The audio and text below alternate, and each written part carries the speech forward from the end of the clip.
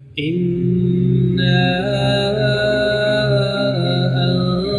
أنزلناه في ليلة القدر بے شک ہم نے اسے شب قدر میں نازل کیا ہے۔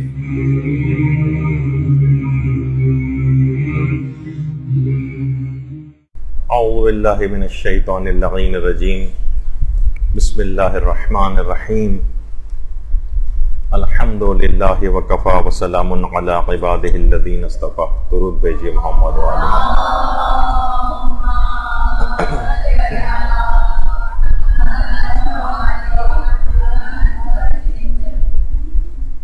اب سے چند گھنٹوں کے بعد ہی وہ ایک عظیم رات آنے والی ہے، جس رات میں آج ہمیں اپنا محاسبہ کرنا ہے اور اپنے آپ کو تبدیل کرنے کا ایک عہد کرنا ہے۔ یہ رات 1000 مہینوں سے افضل ہے۔ اسی رات میں تمام مقدرات یہ لکھے جاتے ہیں، تقدیریں لکھی جاتی ہیں، تمام گناہ معاف ہوتے ہیں، خیر و برکات کا نزول ہوتا ہے۔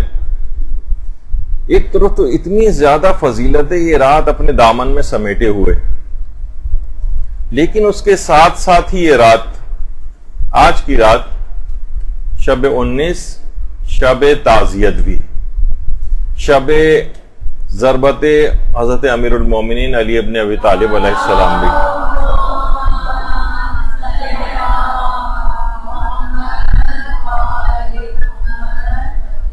خاندان اہل بیت ان شبائے قدر کو کتنے اہتمام کے ساتھ گزارا کرتا تھا، منایا کرتا تھا۔ نہ جانے آج شب 19 کے بعد اگلی 2 شبوں یعنی 21 اور 23 میں کس قدر غم و اندوہ میں ان شبوں کو گزارا ہوگا۔ ظالموں نے اپنے لحاظ سے پلاننگ کی تھی، لیکن حضرت امیر کی فضیلتوں میں اضافے سے اضافہ ہی ہوتا چلا گیا۔ مسجد میں ضربت، حالت نماز میں ضربت کا لگنا، اور اس کے بعد پھر اس کے نتیجے میں شہادت کا واقع ہونا، ضربت اور زخمی ہونے کا یہ عمل بھی شب قدر ہی میں انجام پایا۔ اس لحاظ سے امیر المومنین کی فضیلتوں میں اضافے سے اضافہ ہی ہوا۔ انہوں نے اپنے طور پر پلاننگ کی تھی، اور یہی رات ہے کہ جس رات امیر المومنین نے اپنی کامیابی کا اعلان کیا، فزت ورب الکعبہ کہہ کر۔ تو جب یہ رات مولا متقیان کی کامیابی کی رات ہے، تو کیوں نہ اس کے ماننے والے اس رات کو اپنے آپ کو بھی کامیاب کروا لیں۔ دیکھیے، مولا متقیان جب کہا جاتا ہے تو ان کے ماننے والوں کو بھی پھر متقی ہونا چاہیے، ورنہ اگر صرف مومن کے طور پر، اعتقاد کے طور پر ہوگا تو پھر آپ کے لیے امیر المومنین ہے، لیکن اگر امام المتقین ہے تو پھر امام ہونے کے لیے، اپنے لیے قرار دینے کے لیے ان کے ماننے والوں کو متقی اور پرہیزگار ہونا چاہیے۔ اس رات کچھ ایسا ضرور ہو جانا چاہیے کہ جس سے انسان اپنے آپ کو تبدیل کر سکے۔ دیکھیے، آیت اللہ ناصر مکارم شیرازی نے باقاعدہ اپنے ایک درس خارج میں، جو شب قدر سے متصل ہی دیا گیا تھا، اس میں انہوں نے فرمایا کہ مومن کی زندگی ایک دن کے اندر یا ایک رات میں تبدیل ہو سکتی ہے، بلکہ ایک لمحے میں بھی تبدیل ہو سکتی ہے، اور یہ شب قدر پوری زندگی بدلنے کی رات ہے۔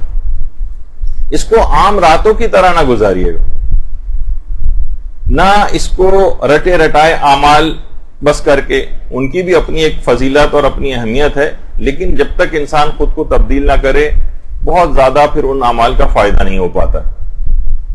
آیت اللہ ناصر مکارم شیرازی نے اپنے درس خارج میں یہ بات بھی بیان کی تھی کہ دیکھیے، بڑے بڑے گناہوں سے بچنے کا ایک طریقہ یہ ہے کہ انسان چھوٹے چھوٹے گناہ سے بھی پرہیز کرنے لگے، کیونکہ جتنے یہ چھوٹے چھوٹے گناہ کرتا چلا جاتا ہے، اتنا ہی اس کی ہمتیں کھلتی چلی جاتی، وہ اور زیادہ اس کی ہمت کھل جاتی ہے، پھر وہ بڑے اور کبیرہ گناہوں کی طرف چلا جاتا ہے۔ تو شب قدر ان تمام چھوٹے اور بڑے گناہوں سے حقیقی طور پر توبہ کی رات ہے. اس رات فقط 70 دفعہ استغفر اللہ یا مثلا 100 دفعہ استغفر اللہ ربی واتوب الیہ، اس کی بھی اپنی اہمیت ہے زبانی طور پر کہنے کی، لیکن فقط یہ چیز زبانی طور پر نہ رہے کہ بس آپ نے ایک تسبیح چند سیکنڈز کے اندر ختم کی اور سوچا کہ یہ استغفار ہو گیا. اچھا، اس رات کی ابتدا جو ہے وہ ظاہر ہے سب کو معلوم ہے کہ غسل شب قدر سے اس رات کی ابتدا ہوتی ہے. اس میں آپ ایک اور نیت بھی شامل کر لیجئے گا، بلکہ کئی نیتیں شامل ہو سکتی ہیں. اس میں خاص طور پر غسل توبہ کی نیت کہ حکم خدا کی بجاوری میں قصد قربت کے لحاظ سے جو ہے یہ میں غسل انجام دیتی ہوں. اچھا، یہ پوری رات میں یہ غسل کبھی بھی کیا جا سکتا ہے، لیکن خاص طور پر شب 19 میں غروب سے کچھ دیر پہلے 10-15 منٹ پہلے بس اس غسل کو انجام دے لیں. البتہ 21ویں اور 23ویں شب میں پھر مستحب یہ ہے یا بہتر یہ ہے کہ مغرب اور عشاء کی نماز کے دوران اس غسل کو کیا جائے. شب 19 میں غروب سے کچھ پہلے، لیکن شب 21 اور شب 23 میں مغرب اور عشاء کے درمیان زیادہ بہتر ہے. اچھا، اسی طرح سے اس میں بھی خاص طور پر کوشش کریں کہ اس غسل کو اول شب ہی کے اندر جو ہے وہ انجام دے لیا جائے. ویسے تو اس کے غسل کی جو ٹائمنگ ہے وہ پوری رات کے اعتبار سے ہے، لیکن شروع ہی کے اندر اگر اس کو انجام دے لیں. اچھا، اب غسل کے اندر دیکھیے ایک مسئلہ تداخل کی نیت کا بھی. اس میں کئی نیتیں ایک ساتھ جمع ہو سکتی ہیں، حتیٰ کہ واجب اور مستحب غسل کی نیتیں بھی ایک ساتھ جمع ہو جاتی ہیں. اسی میں آپ غسل شب قدر کی نیت بھی کر لیں، اور اسی میں غسل زیارت امام حسین کی بھی نیت کر لیں، اور اسی میں غسل توبہ کی نیت بھی کر لیں، اور بہت ساری نیتیں اس طرح سے مختلف غسلوں کی بھی جمع ہو سکتی. اور وہ بھی مسئلہ بہرحال آپ کے اس میں رہنا چاہیے کہ غسل بہرحال یہ معتبر غسلوں میں سے ہے. اول شب کا غسل جو ہے خاص طور پر، اور اس کے بعد آیت اللہ سیستانی کے فتوے میں، آیت اللہ خوئی کے فتوے میں وضو کی بھی ضرورت نہیں ہوتی، لیکن آیت اللہ خامنئی اور امام خمینی کے فتوے میں وضو کی ضرورت باقی رہتی. تو بہرحال کیونکہ بیچ میں ذرا ایک دو مسئلے بھی اس کے اندر آ گئے، لیکن بہرحال یہ کہ اس غسل شب قدر کے ساتھ آپ کو حقیقی طور پر غسل توبہ کی نیت بھی کرنا.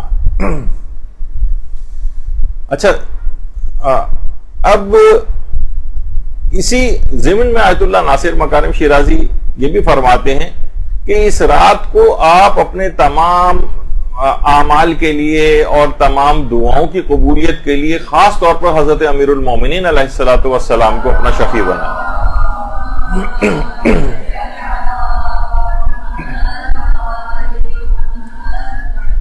اور خاص طور پر حضرت زہرا سے متوسل ہو جائیں. اللہم صل علی محمد وعلی محمد.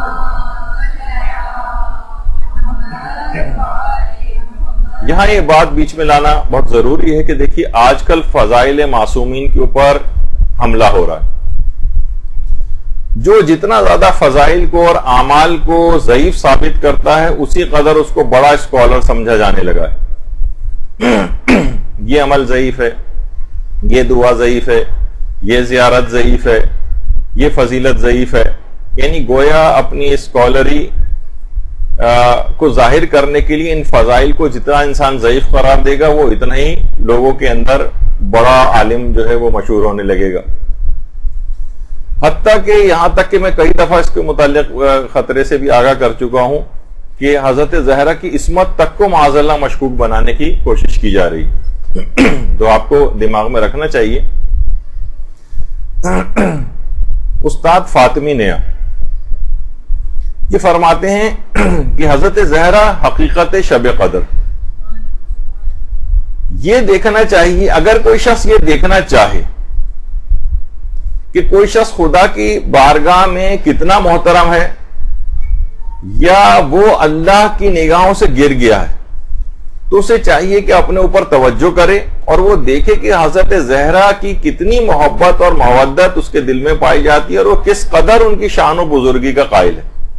اگر یہ دیکھو، وہ فرماتے ہیں، اگر یہ دیکھو کہ ان کی محبت اور مودت تمہارے اندر پائی جاتی ہے اور تم ان کی شان اور تمام تر عظمتوں کے قائل ہو، تو اس بات کو جان لو کہ ابھی خدا کی نظروں سے گرے نہیں. اور اگر کسی طور پر اس کے اندر کوئی تنقیص، شان میں کمی محسوس ہو رہی ہے تو اسی مقدار کے مطابق وہ اللہ کی بارگاہ اور اس کی نگاہوں سے گرتا چلا جا رہا ہے. درود بھیجیے محمد و آل محمد صلی اللہ علیہ وسلم.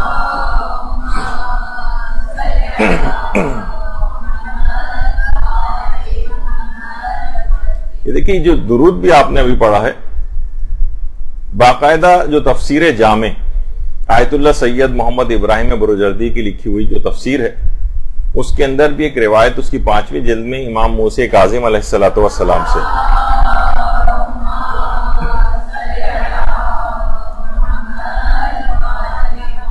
اس میں امام فرماتے ہیں کہ یہ درود اس وعدے کی پاسداری کا اعلان ہے جو ہم نے اللہ عز و جل سے عالم ارواح میں کیا تھا. تو ان کی عظمتیں، ان کی فضیلتیں، اور اسی متعلق آیت اللہ وحید خراسانی نے بھی اپنے ایک درس خارج میں جو کہ 12 جمادی الاول سن 1418 ہجری میں انہوں نے دیا تھا، جو قات الولائیہ جو کتاب ہے، جو رسالہ ہے، اس کے اندر بھی چھپا ہے، جس میں آیت اللہ وحید خراسانی فرماتے ہیں کہ الفقہ فی الدین، دین میں فقہ یا دین میں سوجھ بوجھ کے معنی یہ ہیں کہ اس بات کی معرفت رکھے کہ مقام حضرت زہرا کیا ہے. یعنی جس قدر اس کا ان کی عظمتیں، جس قدر ان کے مقامات عالیہ کی معرفت ہوگی، اسی قدر اس شخص کی دین میں سمجھ اور فہم زیادہ ہوگی. حضرت زہرا کی جتنی مقام اور عظمتوں کو سمجھنے کا حامل کوئی شخص ہوگا، اسی قدر اس کے اندر دین کی سمجھ اور فقہ کی سمجھ پیدا ہوگی.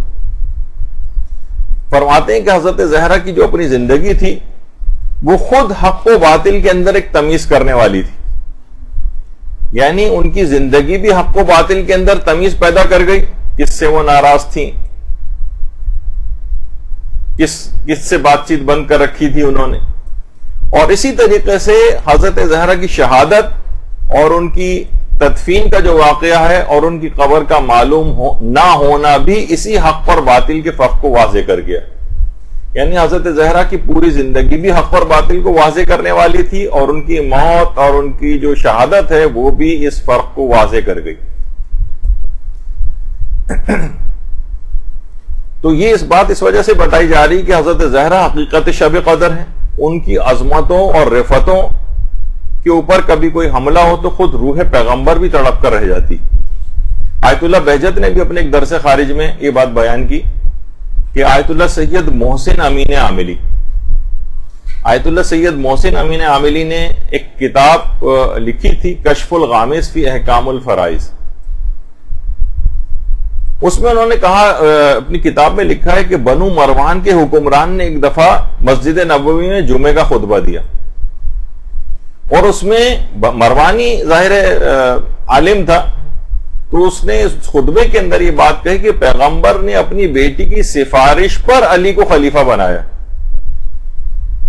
اور اس کے بعد اس نے کچھ ایسے گستاخانہ جملے بھی کہے، اور اس وقت مسجد نبوی میں خطبہ دیتے وقت اس نے یہ ایسے جملے استعمال کیے. تو باقاعدہ آیت اللہ محسن امین عاملی نے اپنی کتاب کشف الغامض میں لکھا ہے کہ اس وقت مسجد نبوی میں تمام نمازیوں نے قبر رسول سے رسول اللہ کی آواز سنی، کذبت یا عدو اللہ، کذبت یا کافر، اے دشمن خدا تو جھوٹ بول رہا ہے، اور اے کافر تو جھوٹا ہے. یہ آواز مسجد نبوی میں قبر رسول سے تمام نمازیوں نے سنی تھی. تو مقام اور عظمت حضرت زہرا کے اوپر جب بھی کوئی حرف اس لحاظ سے آئے گا تو اس سے روح پیغمبر تڑپ کر رہ جائے گی. تو آج کی رات کا ایک پیغام یہ ہے کہ حضرت زہرا کی تمام تر فضیلتوں، تمام تر ان کے مقامات عالیہ، اس کے متعلق اپنی معلومات کو بڑھائیں، اس کے متعلق احادیث کا مطالعہ کریں، اور جتنی زیادہ اس میں فہم، سمجھ اور ان کی معرفت بڑھتی جائے گی، اتنی دین کی سمجھ بھی آپ کے اندر بڑھتی جائے گی. اور جتنا ان تمام عظمتوں سے واقف ہوتی جائیں گی، اتنی ہی ایک لحاظ سے جتنا سیرت کا مطالعہ ہوگا اور اسے اپنانے کی کوشش ہوگی، گویا حضرت زہرا کی خصوصیات کا کوئی ایک معمولی سا حصہ بھی اگر ہمارے اندر پیدا ہو گیا تو یقین جانی کہ شب قدر میں پوری اس رات کے اندر اپنے آپ کو پورا تبدیل کیا جا سکتا ہے. تو اس طرح سے یہ واقعات ملتے ہیں. لولو والمرجان جو کتاب، اس میں آیت اللہ شاہ آبادی جو امام خمینی کے بھی عرفانیت کے استاد تھے، وہ یہ بات فرماتے تھے، دیکھیں اس رات میں بھی آپ کو شب قدر میں جاگنا ہے. وہ ایک بات بیان کرتے تھے اگر رات میں تم کو جاگ اٹھنے کی توفیق نصیب ہو جائے عبادت کے لیے تو تمہیں چاہیے کہ حضرت زہرا پر صلوات بھیجا کرو. اللہم صلی علی محمد.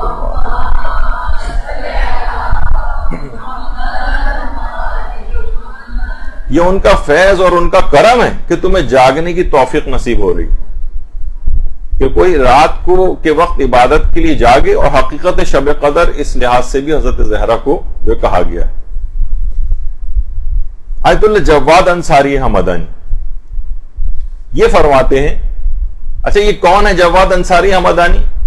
یعنی اتنی عظیم شخصیت کہہ رہی ہے کہ ان کی جو جب یہ پیدا ہو رہے جب ان کی پیدائش قریب تھی تو ان کی والدہ نے پیدائش کے قریب ہی پیغمبر اسلام کو خواب میں دیکھا تھا. اللہم صلی علی محمد و آل محمد.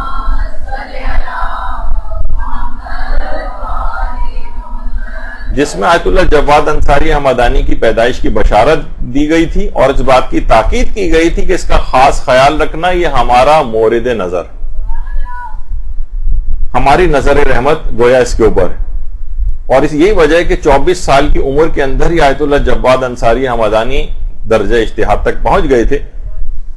اور آیت اللہ علی آقا قاضی جو خود عرفان کے اندر کس قدر بلندیوں کے اوپر تھے وہ یہ فرماتے ہیں کہ آیت اللہ جواد انصاری حمدانی نے مقام توحید کو براہ راست پروردگار عالم سے حاصل کیا.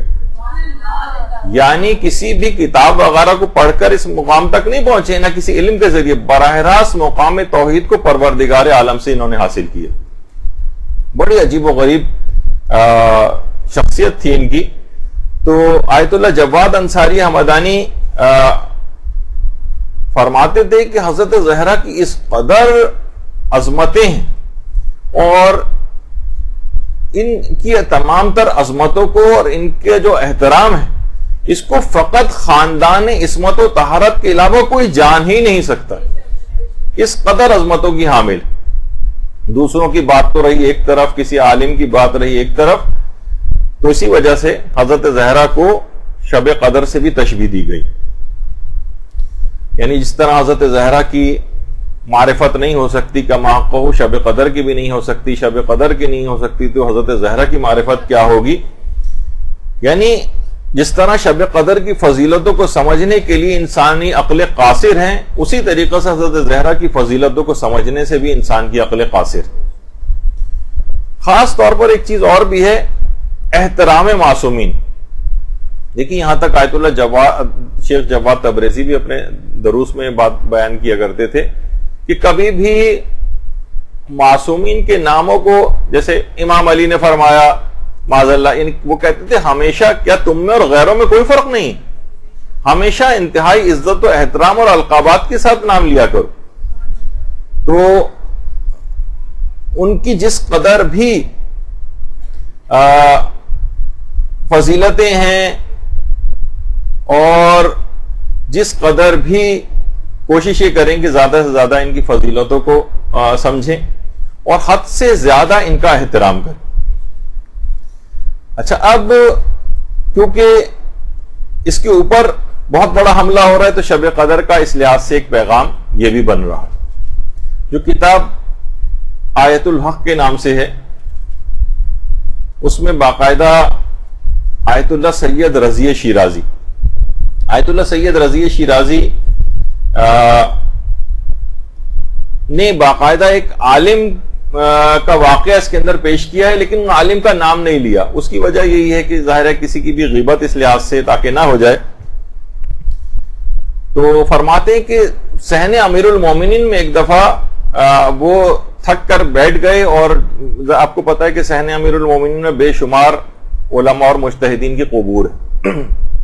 انہی میں ایک آیت اللہ سید محمد کاظم یزدی، ان کا مقبرہ بھی، وہ ان کے مقبرے سے پیٹھ لگا کر بیٹھ گئے، ٹیک لگا کر تھکے ہوئے تھے، پاؤں کو بھی انہوں نے پھیلا لیا. کہہ رہے اسی وقت آیت اللہ علی آقا قاضی ان کے پاس پہنچ گئے اور بغیر کسی تمہید کے کہا کہ یہ پورا صحن امیر المومنین علیہ السلام امیر المومنین کے گھر کے حکم میں. آپ جانتے ہیں کہ امام کے لیے ان کی موت اور حیات کے اعتبار سے کوئی فرق نہیں.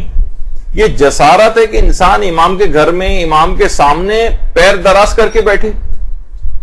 اتنا بھی تو اس لحاظ سے بھی جو زائرین بھی وہاں پر جاتے ہیں کہ جو صحن امیر المومنین ہے وہ فرماتے تھے گویا امیر المومنین کا گھر ہے, یا امیر المومنین کے گھر کے حکم میں اور موت اور زندگی کے اعتبار سے ائمہ کے اندر کوئی فرق نہیں. تو ان کی عظمت کے اعتبار سے تو کیسے ممکن ہے کہ ان کے سامنے امیر المومنین موجود ہو, کوئی سامنے پاؤں پھیلا سکتا ہے؟ کہا کہ احترام کے منافی ہے, پاؤں کو سمیٹو اپنے. تو اس لحاظ سے یہ پورا صحن اور جتنا بھی جو روضے کا جو احاطہ ہے اس میں تمام زائرین کو بھی انتہائی عزت اور احترام کے ساتھ وہاں پر, یہ نہیں کہ صرف قبر مبارک والے کمرے کے اندر اگر آپ چلے جائیں یا رواق کی حد تک صرف یہ احترام رہے, نہیں پورے صحن کے اندر یہ احترام باقی. اور اسی احترام کے نتیجے میں علماء نے بڑے بڑے مقامات کو حاصل کیا ہے, بڑے بڑے مقامات پر فائز ہوئے. تو بہرحال ان عظیم ترین شخصیات سے توسل کر کے آج کی رات اپنی قسمت کو آج ہم تبدیل کروا سکتے ہیں. آج ہی سے سچی توبہ کریں اور نیک بننے کا آج سے ایک عہد کریں.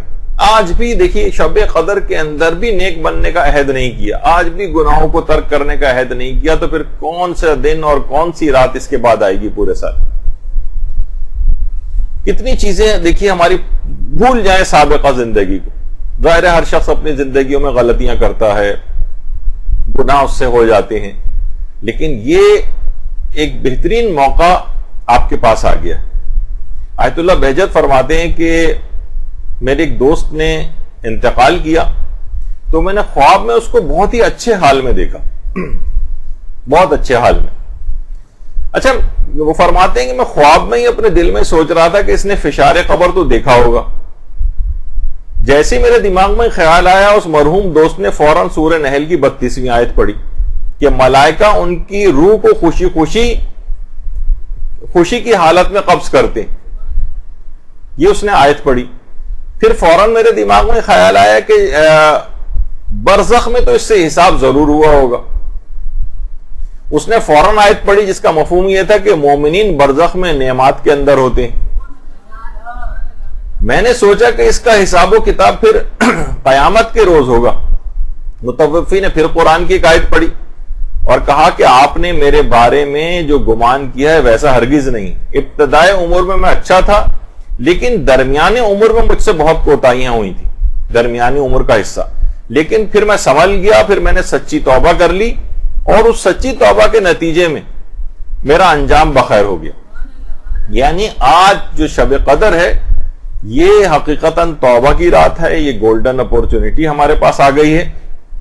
دیکھیں کتنے ہی افراد ایسے ہیں کہ جو کہ پچھلے سال تک آپ کے ساتھ تھے اور یہ شب قدر اب ان کو نہیں ملی اور وہ دنیا سے چلے گئے. یہ ہمارے پاس, یہ آپ کو حاصل ہے, یہ ہمیں حاصل ہے. دیکھیے بعض اوقات انسان توبہ کی طرف زیادہ اس کا دماغ نہیں جاتا ہے. یہ بات یاد رکھ لیں کہ سب سے خوفناک چیز جس کو کہی جاتی وہ یہ ہے کہ گناہ آپ کے نزدیک اس قدر معمولی ہو جائے کہ ہم اس کے لیے توبہ کو بھی غیر اہم سمجھنے لگے. یہ سب سے زیادہ خطرناک چیز, شاید گناہ سے بھی زیادہ خطرناک یہ والی چیز ہو جائے کہ توبہ بھی غیر اہم سمجھنے لگے. تو اسی لحاظ سے آج دعائے کمیل پڑھنا ہے جس میں اپنے ان تمام اس قسم کے گناہوں کا اقرار کیا جاتا ہے. یہی وجہ ہے کہ دعائے کمیل کی شب قدر میں پڑھنے کی بہت تاکید آئی. باقاعدہ جو کتاب لکھی گئی ہے خاطرات آیت اللہ عراقی, جس میں آیت اللہ شیخ محمد علی العراقی امام خمینی کے انتقال کے بعد زیادہ تر افراد جو ایران میں رہتے تھے یا ان کی تقلید میں تھے وہ آیت اللہ عراقی کی تقلید میں چلے گئے تھے. اس کتاب کے اندر آقا شیخ محمد حسن امر آبادی ایک عالم تھے جو کہ آیت اللہ شیخ عبد الکریم حائری کے ہم اثر علماء میں شمار ہوتا تھا. تو آیت اللہ عراقی سے آقا شیخ محمد حسن امر آبادی نے کہا تھا کہ دعائے کمیل کے ایک جملے نے مجھے شدت کے ساتھ بے چین کر دیا, جس میں کہا گیا ہے کہ الہی سیدی و مولائی صبرت علی عذابک فکیف اصبر علی فراقک. یہ جو جملہ ہے کہ پروردگار میں تیرے عذاب پر تو صبر کر لوں گا لیکن تیرے جدائی اور تیرے فراق پہ میں کیسے صبر کر سکوں گا؟ تو کہہ رہے ہیں میں یہ سوچ رہا ہوں کیا واقعی میرا پروردگار ایسا ہے؟ کیا میرا اعتقاد بھی واقعتاً ایسا ہے کہ خدا کا فراق میرے لیے جہنم سے زیادہ اہمیت کا حامل ہو جائے؟ اس وسوسے نے مجھے پریشان کر دیا۔ واقعتاً اگر ہم دیکھیں تو ہمیں صرف جہنم سے خوف آتا ہے، اس کے عذابوں سے خوف آتا ہے، خود پروردگار سے خوف محسوس نہیں ہوتا ہے۔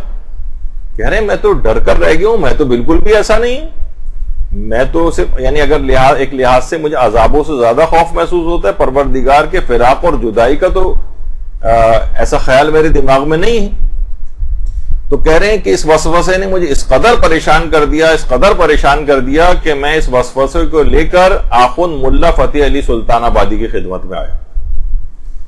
اچھا، بدقسمتی دیکھیے ہماری یہ ہے کہ جب ان کے نام لیے جاتے ہیں علماء کے،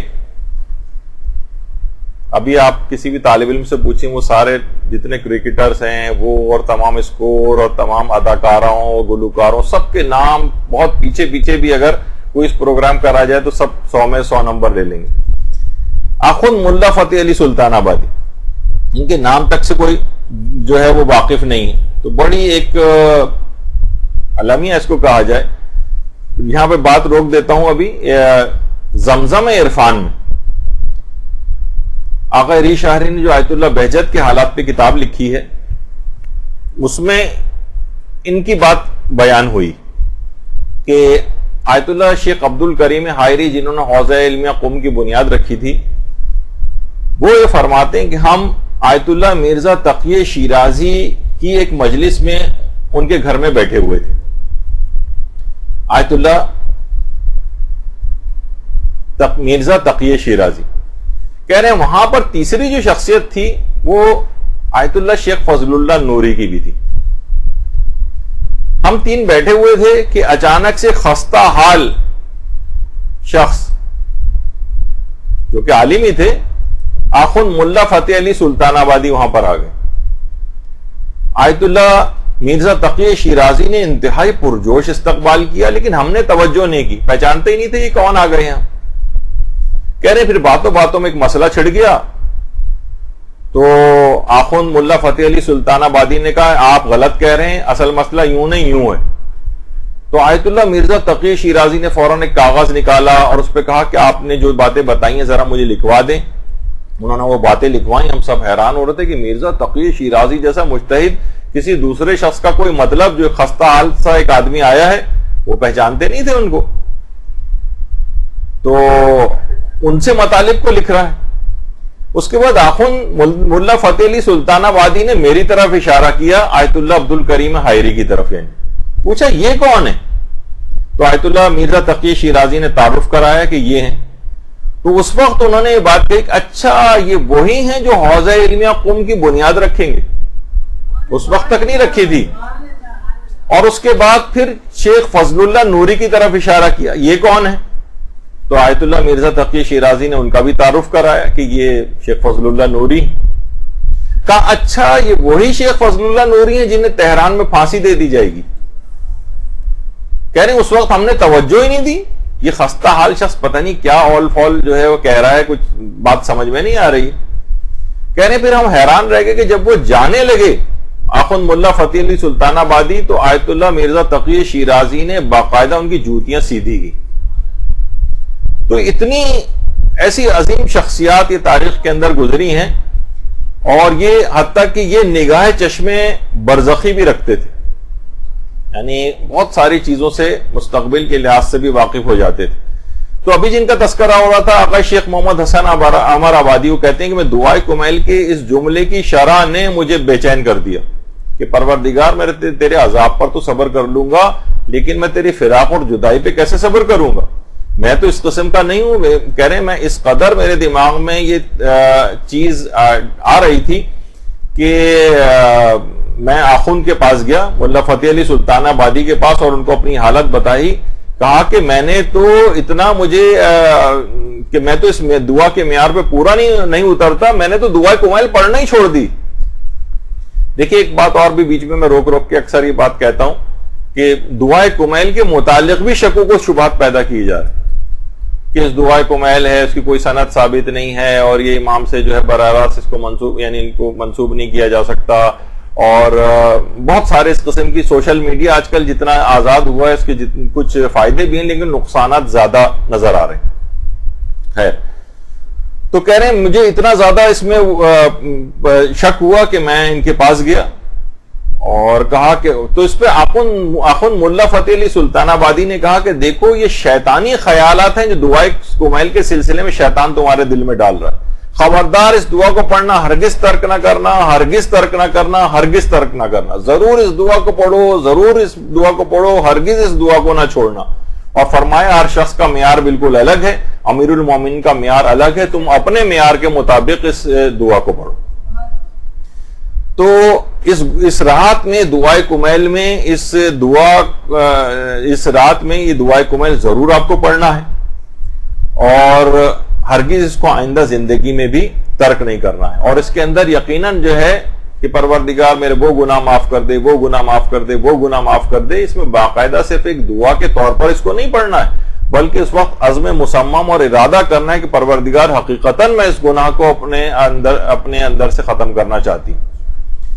تو آج کی رات دعائے کمیل پڑھنی ہے، گناہوں سے توبہ کی رات. آیت اللہ بہجت ایک بات اور فرماتے تھے کہ دیکھیے وہ کہتے تھے کہ جب ہم کسی گناہ کا ارتکاب کرتے ہیں تو اصلاً ہم آیات الہی کا مذاق اڑا رہے ہوتے ہیں. بڑی عجیب بات کہی انہوں نے، یعنی قرآنی احکام کی مخالفت کرنا گویا اس کا مذاق اڑانے کے مترادف.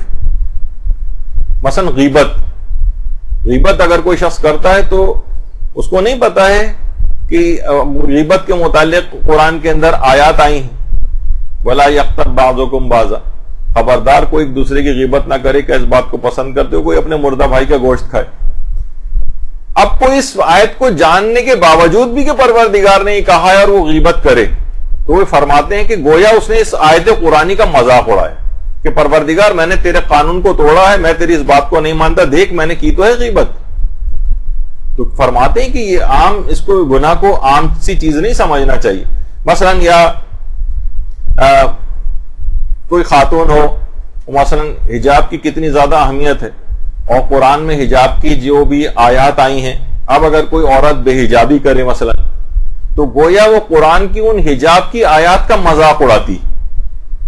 اور علماء نے دیکھیے اس چیز کے لیے اتنی قربانیاں دی، ہمیں بعض اوقات ان چیزوں کی قربانیوں کا احساس نہیں. ملا کاظم خراسانی، حوزہ علمیہ میں ان کی کتابیں پڑھائی جاتی ہیں، کوئی شخص مجتہد بن ہی نہیں سکتا ملا کاظم خراسانی کی کتابیں اگر وہ نہ پڑھے. ان کے ایک بیٹے تھے جن کا نام تھا محمد آقا زادہ، جو خود عالم دین تھے. اس زمانے میں حاج فاضل کے نام سے ایک عالم دین تھے، وہ بھی بڑے چشمے برزخی رکھتے تھے. اور تو ان عالم نے ایک دفعہ محمد آقا زادہ جو ان کے بیٹے تھے،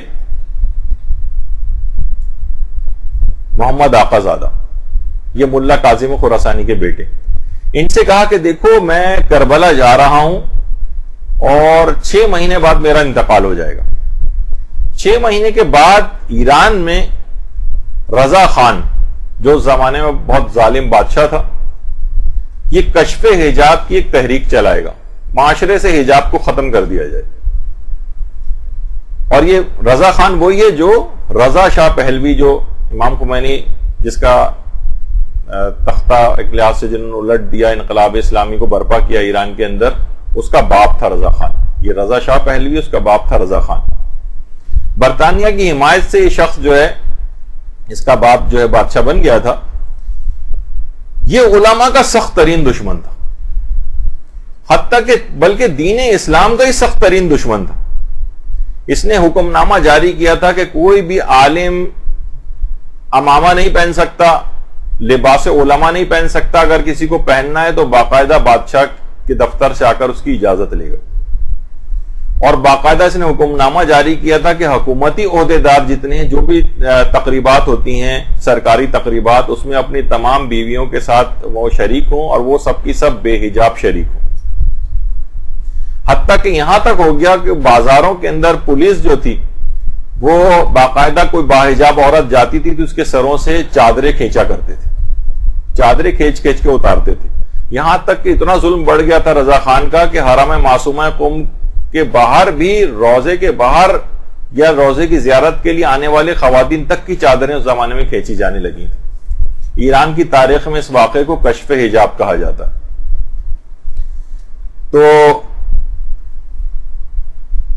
تو حاجی فاضل جو تھے انہوں نے کہا کہ میں کربلا جا رہا ہوں اور 6 مہینے بعد میرا انتقال ہو جائے گا وہاں پر، اور اس کے بعد رضا خان جو ہے یہ کشف حجاب کا ایک حکم جاری کرے گا. دیکھو تم اس وقت بالکل خاموش رہنا ورنہ نقصان اٹھاؤ گے. بالکل ایسا ہی ہوا. 6 مہینے بعد جب وہ کربلا پہنچے تو اس کے 6 مہینے کے بعد ان کے انتقال کی خبر آئی. رضا خان نے کشف حجاب کا حکم صادر کیا اور محمد آقا زادہ جو ملا کاظم خراسانی کے بیٹے تھے ان سے برداشت نہیں ہوا اور وہ الجھ گئے. لوگوں نے ان کو حاج فاضل کی پیشگوئی یاد دلائی کہ دیکھیے انہوں نے کہا تھا کہ دیکھو تم اس وقت کوئی ری ایکشن شو مت کرنا ورنہ نقصان اٹھاؤ گے. کہا کوئی بات نہیں، نقصان ہونا ہے ہو جائے، یہ حکم جو ہے حجاب کی توہین کا، حکم اسلامی کی توہین کا، یہ میں برداشت نہیں کر سکتا ہوں. اور مشہد کے بازار میں باقاعدہ جب عورتوں کا حجاب اتارا جا رہا تھا اس وقت یہ الجھ گئے سپاہیوں کے ساتھ، اور سپاہی انتہائی توہین آمیز انداز میں ان کو مارتے ہوئے وہاں سے لے گئے اور بعد میں زہر کا انجیکشن لگا کر ان کو شہید کر دیا گیا. تو دیکھیے آپ کے حجاب کے لیے ان علماء نے، ان مقدس علماء نے کتنی قربانیاں دی. آج تو کوئی بھی پابندی نہیں ہے، آج تو کوئی ایسا پریشانی کی بات نہیں ہے، لیکن پھر بھی جو مومنات ہیں وہ اس حجاب سے روگردہ نظر آ رہی ہیں، یا اس طرح کا اچھا حجاب نہیں کر رہی ہیں. کبھی کبھی بال نظر آنے لگتے ہیں، کبھی میک اپ کے ساتھ حجاب ہو رہا ہے، کبھی موزے نہیں پہنے ہوئے ہیں. یعنی یہ تمام اس قسم کے گناہ، یہ بھی آج رات کو ہر چھوٹے بڑے گناہ سے توبہ کرنے کی آج کی رات ہے. یہ تمام گناہوں کو معاشرے سے ختم کرنے کے لیے علماء نے کس قدر قربانیاں دی. تو آیت اللہ بہجت کہتے تھے ہاں نہیں، اس میں قربانیوں سے ایک چیز اور بھی کہ دیکھیں ہم تو کتنے آرام اور سکون کے ساتھ یہاں پر رہتے ہیں، کچھ قربانیاں ظاہر پاکستانی قوم کی بھی اس لحاظ سے ہیں، لیکن یہ عراقی عورت خاتون، ان کا ایک دفعہ میں نے پہلے بھی دکھایا تھا، ان کے 8 کے 8 بیٹے کربلا کے اندر شہید ہوئے جہاد کرتے ہوئے. کتنی ان لوگوں نے قربانیاں دی ہیں اسلام کے لیے، کتنی قربانیاں دی ہیں تشیع کے لیے، اور ہم اتنی سہولیات ملنے کے بعد بھی اسلامی احکامات پر عمل کرنے کو تیار نہیں. کتنی یعنی افسوس کی بات ہے کہ انسان اتنے عیش و آرام میں ہوتے ہوئے بھی بغیر کسی مجبوری کے بھی ان احکام کے اوپر عمل نہ کرے. تو بہرحال ہاں، تو آیت اللہ بہجت یہ بات بیان فرماتے تھے کہ محرمات اسلام سے اس قدر، یعنی جو چیزیں حرام قرار دی گئی ہیں، اس قدر پرہیز لازم ہے کہ مثلا کسی مومن کو انسان غصے کی حالت میں بھی نہ دیکھے، حتیٰ کہ تند و تیز نگاہوں سے بھی اس کو نہ دیکھے، اور کہ اس کی توہین اور حتق کہیں نہ ہو جائے. اور یہ بھی فرماتے تھے کہ حتیٰ کہ کسی گناہگار کو اس طرح سے مسکرا کر بھی نہ دیکھیں، یعنی یہ بھی اس کے اندر شامل ہے کہ جس میں اس میں ہمت پیدا ہو جائے مزید گناہ کرنے کی. تو لہٰذا مقامات بلند اگر کسی کو چاہیے تو وہ آج کی رات شب قدر میں تمام چھوٹے بڑے گناہوں سے اپنے آپ کو بچانے کا عہد کرے. دیکھیے ہم تو اپنے تھوڑے سے آپ نیک اعمال آج کی رات کو انجام دیں گی، ہم انجام دیں گے تو فوراً دماغ میں تھوڑا سا ایک اپنی برتری کا اور ایک بڑائی کا احساس بھی آنے لگتا ہے کہ میں نے آج بڑی عبادت کر لی، پوری رات جاگ کر گزاری، یہ نمازیں، وہ زیارتیں، یہ دعائیں، یہ اذکار، یہ تسبیحات. بعض اوقات ایک دل میں ایک چیز آنے لگتی ہے، غرور سا ایک آنے لگتا ہے. آیت اللہ حسن الہی طباطبائی جو آیت اللہ سید محمد حسین طباطبائی کے سگے بھائی تھے، اور اس قدر ان کا بھی مقام اور مرتبہ تھا کہ آیت اللہ محمد حسین طباطبائی جب ان کو خط لکھتے تھے تو باقاعدہ جعلت فداک میں تم پر قربان، یا عزیز دلم، اے میرے عزیز جان، اس طرح کے جملے ان کو آیت اللہ حسن الہی طباطبائی کے لیے آیت اللہ محمد حسین آیت اللہ علی قاضی طباطبائی جو ہے وہ کہا کرتے تھے، جو ان کے بھائی تھے حسن الہی. تو یہ ایک جملہ کہتے تھے. وہ یہ کہتے تھے کہ اپنے وہ نیک اعمال جسے آپ نیک سمجھتے ہیں ان پر بھی توبہ کیا کرو.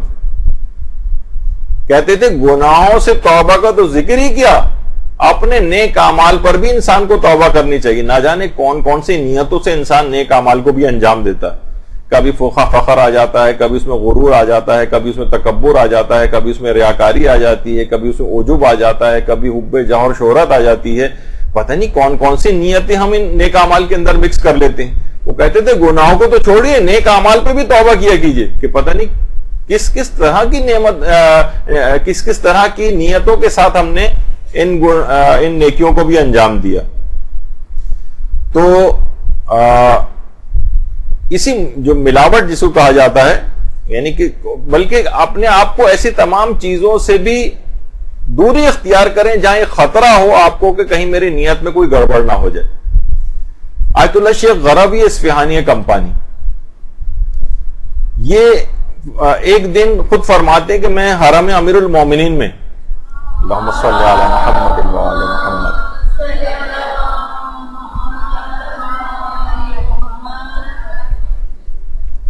بہت ہی طویل سجدہ کر رہا تھا کہ اسی وقت میں نے حضرت سید الشہداء امام حسین علیہ الصلوۃ والسلام کی زیارت کی. اللہم صلی علی محمد.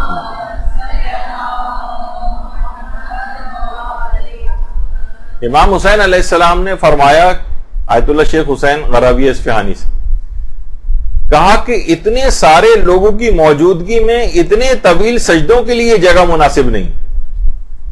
اس قسم کے اعمال کو خلوت میں انجام دیا کرو. یعنی ایک شائبہ پیدا ہو جاتا ہے نا کہ لوگ سوچیں گے کہ کتنے زیادہ مقدس ہے، کتنا پرہیزگار ہے، اتنی طویل سجدے کرتا ہے، اتنی طویل نمازیں پڑھتا ہے. تو انسان اپنے نیک باتوں کو کوشش کرے کہ صرف اللہ اور اپنے درمیان میں رکھے، زیادہ اس کو شو آف کرنے کی کوشش نہ کرے. تو جتنی بھی اپنے اعمال کی جو نیت ہے ان کی خالص رکھیں آج کی رات بھی، کہ کوئی کھوٹ اس کے اندر شامل نہ ہو. باقاعدہ ملتا ہے ایک آیات کے اندر ایک طالب علم جو ہے وہ رو رہا تھا باقاعدہ، اور لوگوں نے اس سے پوچھا، کتابوں میں واقعہ ملتا ہے، آیت اللہ بہجت نے بھی اس کو بیان کیا کہ، اور وہ کن کے درس میں بیٹھا ہوا تھا؟ آیت اللہ سید مہدی بحر العلوم کے درس میں بیٹھا ہوا طالب علم. وہ بعد میں جو ہے وہ روتا ہوا پایا گیا. اچھا آیت اللہ دیکھیے سید مہدی بحر العلوم، یعنی ان کے متعلق کہا جاتا ہے کہ پوری زندگی میں انہوں نے نہ صرف کوئی حرام کام نہیں کیا تھا، کوئی مکروہ کام نہیں کیا تھا، بلکہ کوئی مباح کام بھی نہیں کیا تھا. یا تو واجب کرتے تھے یا مستحب کرتے تھے، اس کے علاوہ کوئی کام ہی نہیں تھے. اتنے مقدس تھے کہ اکثر لوگ تو شبہ میں پڑ گئے تھے کہ کہیں یہ امام زمانہ ہی تو نہیں. یعنی ایک ہوتا ہے نا تقدس، پرہیزگاری، اللہم صلی علی محمد و علی محمد. اور شک و شبہ میں پڑھنے کی وجہ بھی یہ بھی تھی کہ نام بھی ان کا محمد تھا، امام زمانہ کا ہم نام، اور مہدی یہ بھی لقب تھا ان کا، علم کے اعتبار سے، تقوی پرہیزگاری کے اعتبار سے. تو اتنی عظیم شخصیت تھی کہ آیت اللہ سید مہدی بحر العلوم، ان کے والد تھے سید مرتضی طباطبائی. ان کی والدہ نے بھی ان کی پیدائش کی رات کو خواب دیکھا تھا کہ امام علی رضا علیہ الصلوۃ والسلام نے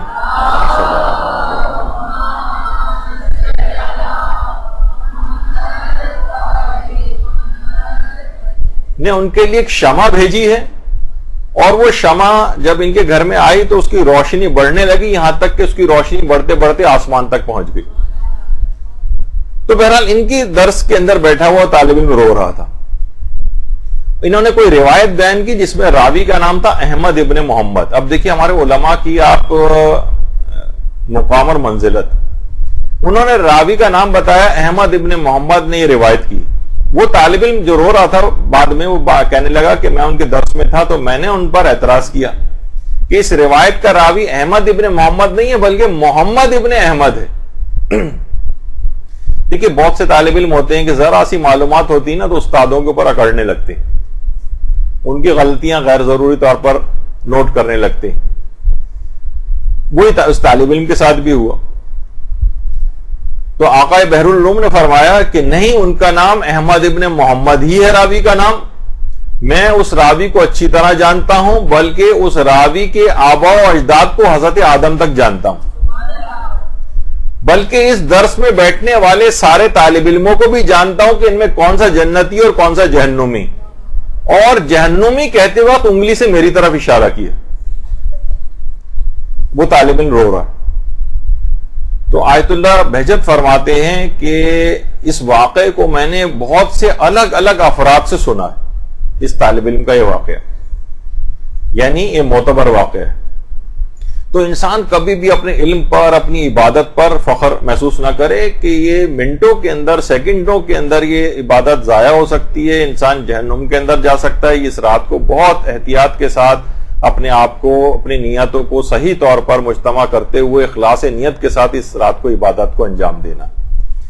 اچھا اب دیکھیے اسی رات آپ کو تلاوت قرآن کرنے کا بھی حکم ہے، اور خاص طور پر 3 سورہ پڑھنے کا حکم ہے. عمل قرآن بھی ہے اور 3 سورہ بھی.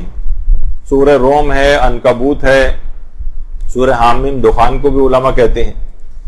تو دیکھیے اس کا ایک مقصد بھی ہے عمل قرآن کا، کہ یہ اب قرآن آپ کی زندگی کا لازمی جز بن جانا چاہیے.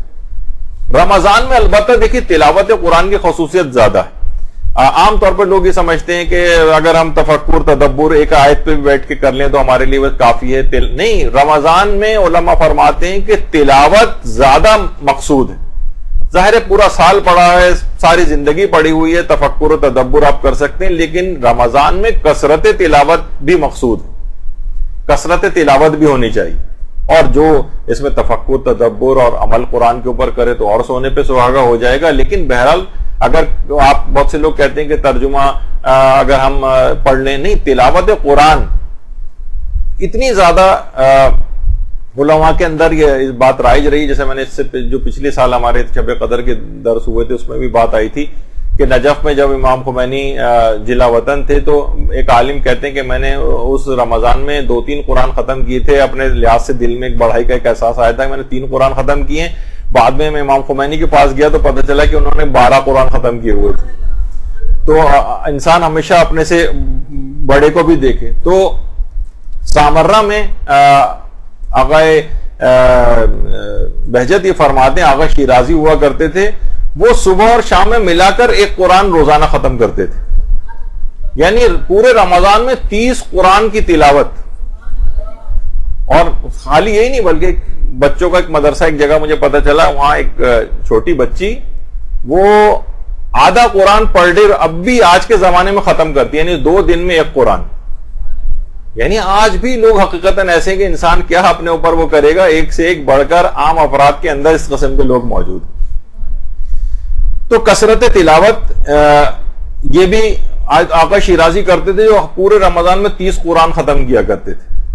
کہتے ہیں کہ حرم عسکرین میں وہیں پر بس صرف نماز فجر کے بعد پورے دن اور رات وہیں پر رہتے تھے، صرف رفع حاجت کے لیے، وضو کی تجدید وغیرہ کے لیے صرف حرم سے باہر جاتے تھے. آیت اللہ شبیری زنجانی یہ فرماتے ہیں کہ 4 چیزیں خاص طور پر شب قدر کے اندر انجام دینی چاہیے. 4 چیزوں کو کہا ہے انہوں نے.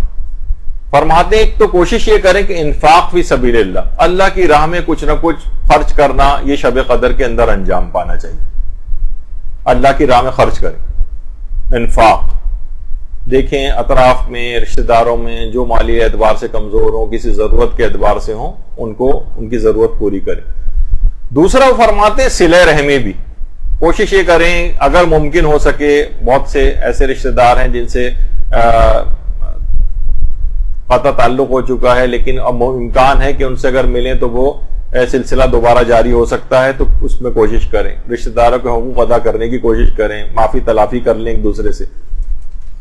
اور اس کے بعد فرماتے ہیں 2 چیزیں اس سے بھی زیادہ اہم، اور وہ ہے شب قدر میں تلاوت قرآن کرنا، اور اس کے بعد جو اگلی یعنی چوتھی چیز انہوں نے بتائی وہ ہے دینی اور شرعی احکام کو رسالہ عملیہ سے یاد کرنا. وہ فرماتے ہیں فقط پڑھنا نہیں ہے، یاد بھی کریں، حفظ کریں. حفظ کے سلسلے میں ایک بات اور، آیت اللہ محمد حسین طباطبائی بات کہتے تھے کہ میں نے آیت اللہ علی آقا قاضی طباطبائی سے پوچھا کہ آقا مجھے کوئی دستور العمل دیں، یعنی میں کیسے زندگی کو گزاروں. تو آقا قاضی نے فرمایا کہ کیا قرآن کے علاوہ بھی کوئی دستور العمل ممکن ہے؟ قرآن ہے تمہارے لیے دستور العمل. اور آیت اللہ محمد حسین طباطبائی نے بھی ایسا دستور العمل پکڑا کہ تاریخ اسلام کی عظیم ترین تفسیر، تفسیر المیزان، اس کے بعد لکھی.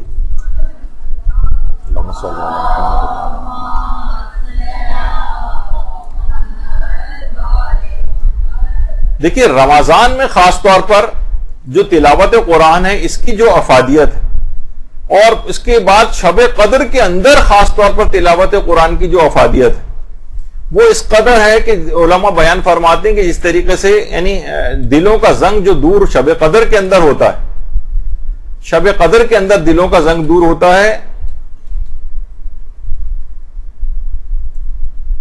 وہ رمضان میں اور شب قدر میں تلاوت سے ہوتا. وہ فرماتے ہیں کہ اس طریقے سے انسان مثلا گھر میں پینٹ وغیرہ جب انسان کرتا ہے نا تو کیڑے مکوڑے، حشرات الارض کافی عرصے تک کے لیے غائب ہو جاتے ہیں. تو رمضان کے علاوہ جو اس طرح سے ہمارے اندر شیطانی کیڑے مکوڑے کل بلانے لگتے ہیں ہمارے دماغ میں، تو یہ رمضان میں ایک لحاظ سے تلاوت قرآن کر کے اور شب قدر میں تلاوت قرآن کر کے یہ ایک فیومیگیشن ہے جو کہ کی جائے گی، تو نفسانی اور شیطانی کیڑے نکل جاتے ہیں. تو شب قدر کے اندر خاص طور پر تلاوت قرآن کریں، کم سے کم ایک پارہ تو کوشش کر کے اس کے اندر تلاوت کریں. اب آپ خود دیکھتی ہیں کہ حرم ائمہ کے اندر کس قدر رمضان کے اندر جو ہے تلاوت قرآن کا اہتمام ہوتا ہے. ایک عجیب معنوی فضا ہوتی ہے. یہ تقریباً یہاں پر بھی مساجد کے اندر بہت زیادہ مطلوب ہے. اگر آپ دیکھیں تو قرآن کی تلاوت کرنا، اور بڑے بڑے علماء اس کے اندر شریک ہوتے ہیں. آیت اللہ ناصر مکارم شیرازی اور دیگر علماء بھی ان جلسات کے اندر شریک ہوتے ہیں جو تلاوت قرآن کے جلسے ہیں. خواتین، بزرگ، بوڑھی خواتین، علماء، چھوٹے بچے، یہ تمام کے تمام ایسے انہماک کے ساتھ شریک ہوتے ہیں کہ واقعتاً انسان کی روح جو ہے وہ وجد میں آ جاتی ہے. بچوں کو خاص طور پر اس قسم کی محافل کا انعقاد ہمارے یہاں افسوس ہے کہ یہاں پر نہیں ہو پاتا ہے، لیکن ایران، عراق کے اندر ہم دیکھتے ہیں کہ باقاعدہ ان تمام چیزوں کا بہت زیادہ اہتمام کیا جاتا ہے. اور دنیا و مافیہ سے گویا انسان بالکل بے خبر ہو کر ان تلاوت والی اعمال جو ہے ان کو انجام دیتا ہے، اور خاص طور پر بچوں کو بھی اس کے اندر ضرور اس میں انوالو رکھنا چاہیے. اچھا، یہ چیز جب دیکھیے راسخ ہو جاتی ہے نا، بچپنے سے اگر ان کو تعلیم ہو تو پھر یہ ذکر اذکار، پھر یہ تلاوت قرآن، یہ تسبیحات، یہ کبھی چھوٹ نہیں پاتے. یعنی ایک دفعہ بچپن سے انسان کا عادی ہو جائے تو بچپن سے بچوں کو اس کی ترغیب دینی چاہیے، بلکہ یہاں تک کہ انسان مر جاتا ہے اور اس کے ہاتھ سے تسبیح چھوٹ نہیں پاتی. یمن میں جب ظالم افواج کی جو بمباری وہاں پر ہوئی ہے تو کتنی بزرگ خواتین اس وقت تسبیح پڑھ رہی تھیں، اسی حالت میں زارے پانی سے کوچ کر گئی. تو بہرحال بزرگ ہونے کے بعد بھی انسان جو ہے اس سے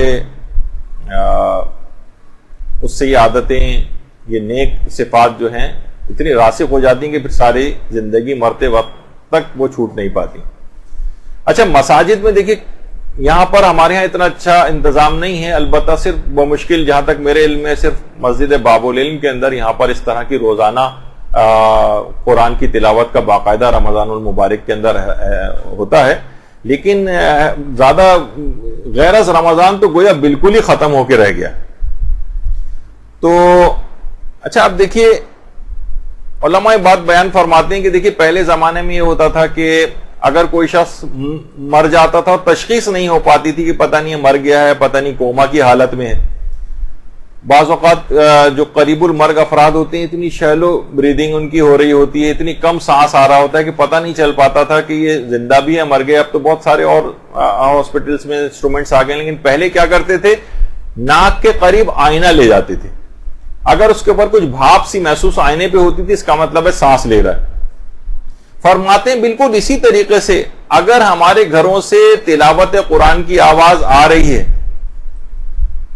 تب تو اس گھر میں ایمان کی زندگی موجود ہے, اور اگر تلاوت کی آوازیں گھروں سے ختم ہو گئی ہیں تو فرماتے ہیں کہ گویا اس گھر سے ایمان کی فوتگی ہو گئی.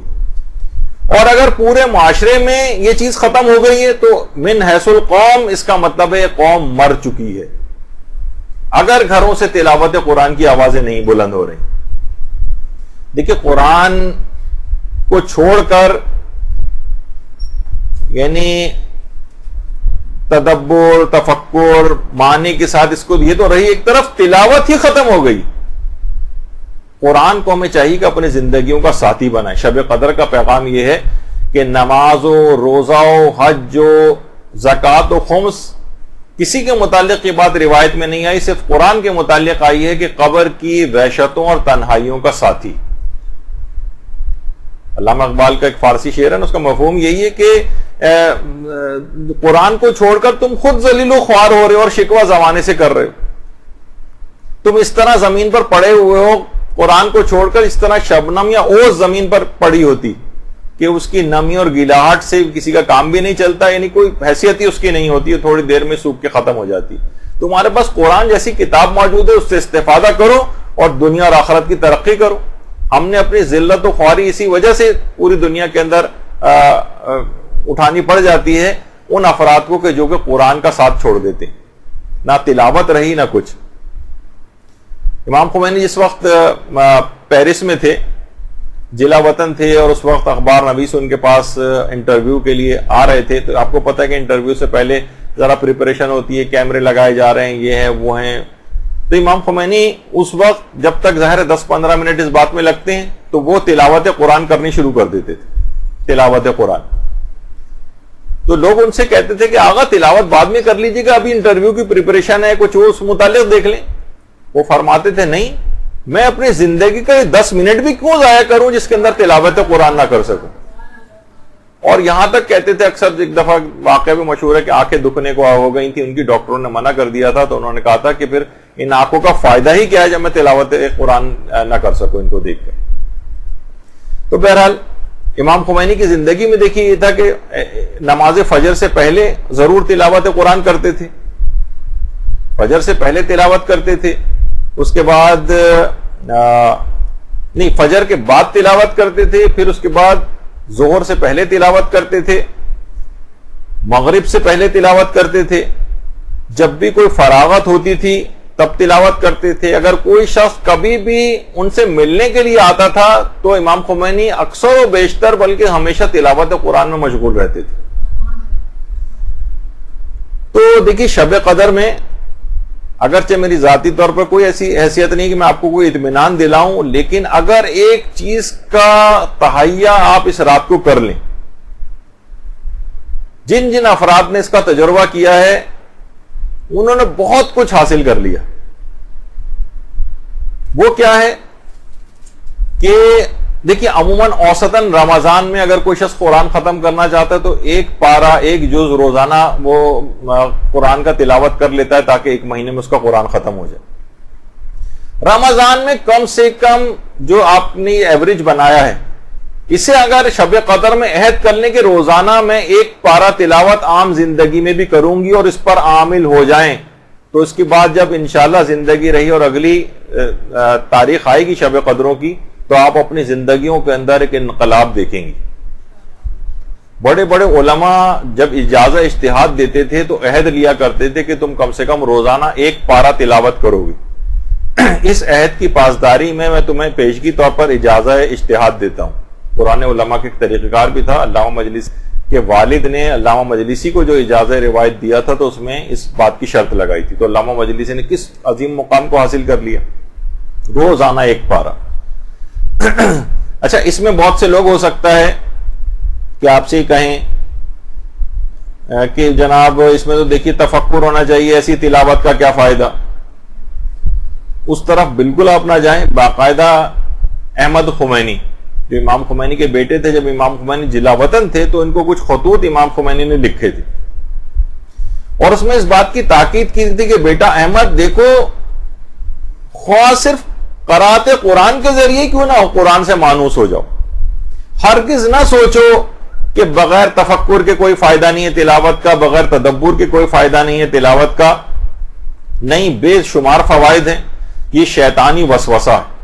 باقاعدہ حوضے کے نام سے ایک مجلہ، ایک رسالہ نکلتا ہے، اس کے 96 جو جلد ہے، اس کے اندر امام خمینی کا خط جو کہ کتاب وعدہ دیدار کے اندر بھی شائع ہوا ہے، احمد خمینی کو جو لکھے تھے، اس میں کہا امام خمینی نے یہ لکھا ہے کہ شیطانی وسوسے میں نہ آنا، قرات قرآن کرتے رہنا. تفکر، تدبر، عمل کا تو وہ ایک اپنا مقام ہے ہی، لیکن تلاوت قرآن کی اہمیت اتنی زیادہ ہے کہ ابھی آپ کے پاس اتنا وقت نہیں بھی ہے کہ آپ آیات قرآنی کے ترجمے اور تفکر کریں اور ان کے اوپر غور و فکر کریں، لیکن کم سے کم اتنا تو کرو. وہ فرماتے ہیں کہ اس کی مثال ایسی ہے جیسے کوئی محبوب خط لکھتا ہے اپنے چاہنے والے کو، تو یہ پروردگار عالم کی طرف سے بھیجا گیا خط ہے.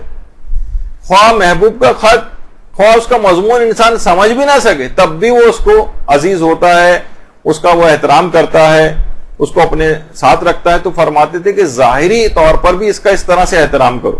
امام خمینی اس طرح سے ظاہری بھی احترام کرتے تھے کہ اکثر یہ ہوتا تھا کہ جیسے طالب علم آ رہے ہیں، آپ کو پتا ہے کہ ایران میں فرشی نشستیں ہوتی ہیں اور قالین وغیرہ کے اوپر بیٹھتے ہیں، تو وہ اپنا بیگ لا کر رکھتے تھے، قرآن کتابیں نکالی، قرآن بھی اس کے ساتھ ہی رکھ دیا. امام خمینی کبھی یہ برداشت نہیں کرتے تھے، فوراً وہ قالین پر سے کتابوں کے اوپر سے اس قرآن کو اٹھاتے تھے، اوپر کسی جگہ پہ لے جا کے رکھتے تھے. کہتے زمین پہ تو نہیں، یعنی قالین پر دیگر کتابوں کے ہمراہ بھی اس طرح سے قرآن نہ رکھو، اس کو بلند جگہ پہ رکھو. اس کا ایک ظاہری احترام بھی. اور وہ یہ فرماتے تھے کہ یہ انقلاب لائے ہی ہم اس وجہ سے، یہ اسلامی احکام کے نفاذ کے لیے، یہ قرآن کی جو روح ہے اس کو معاشرے میں نافذ ہی تو ہم کرنا چاہتے ہیں اصلاً.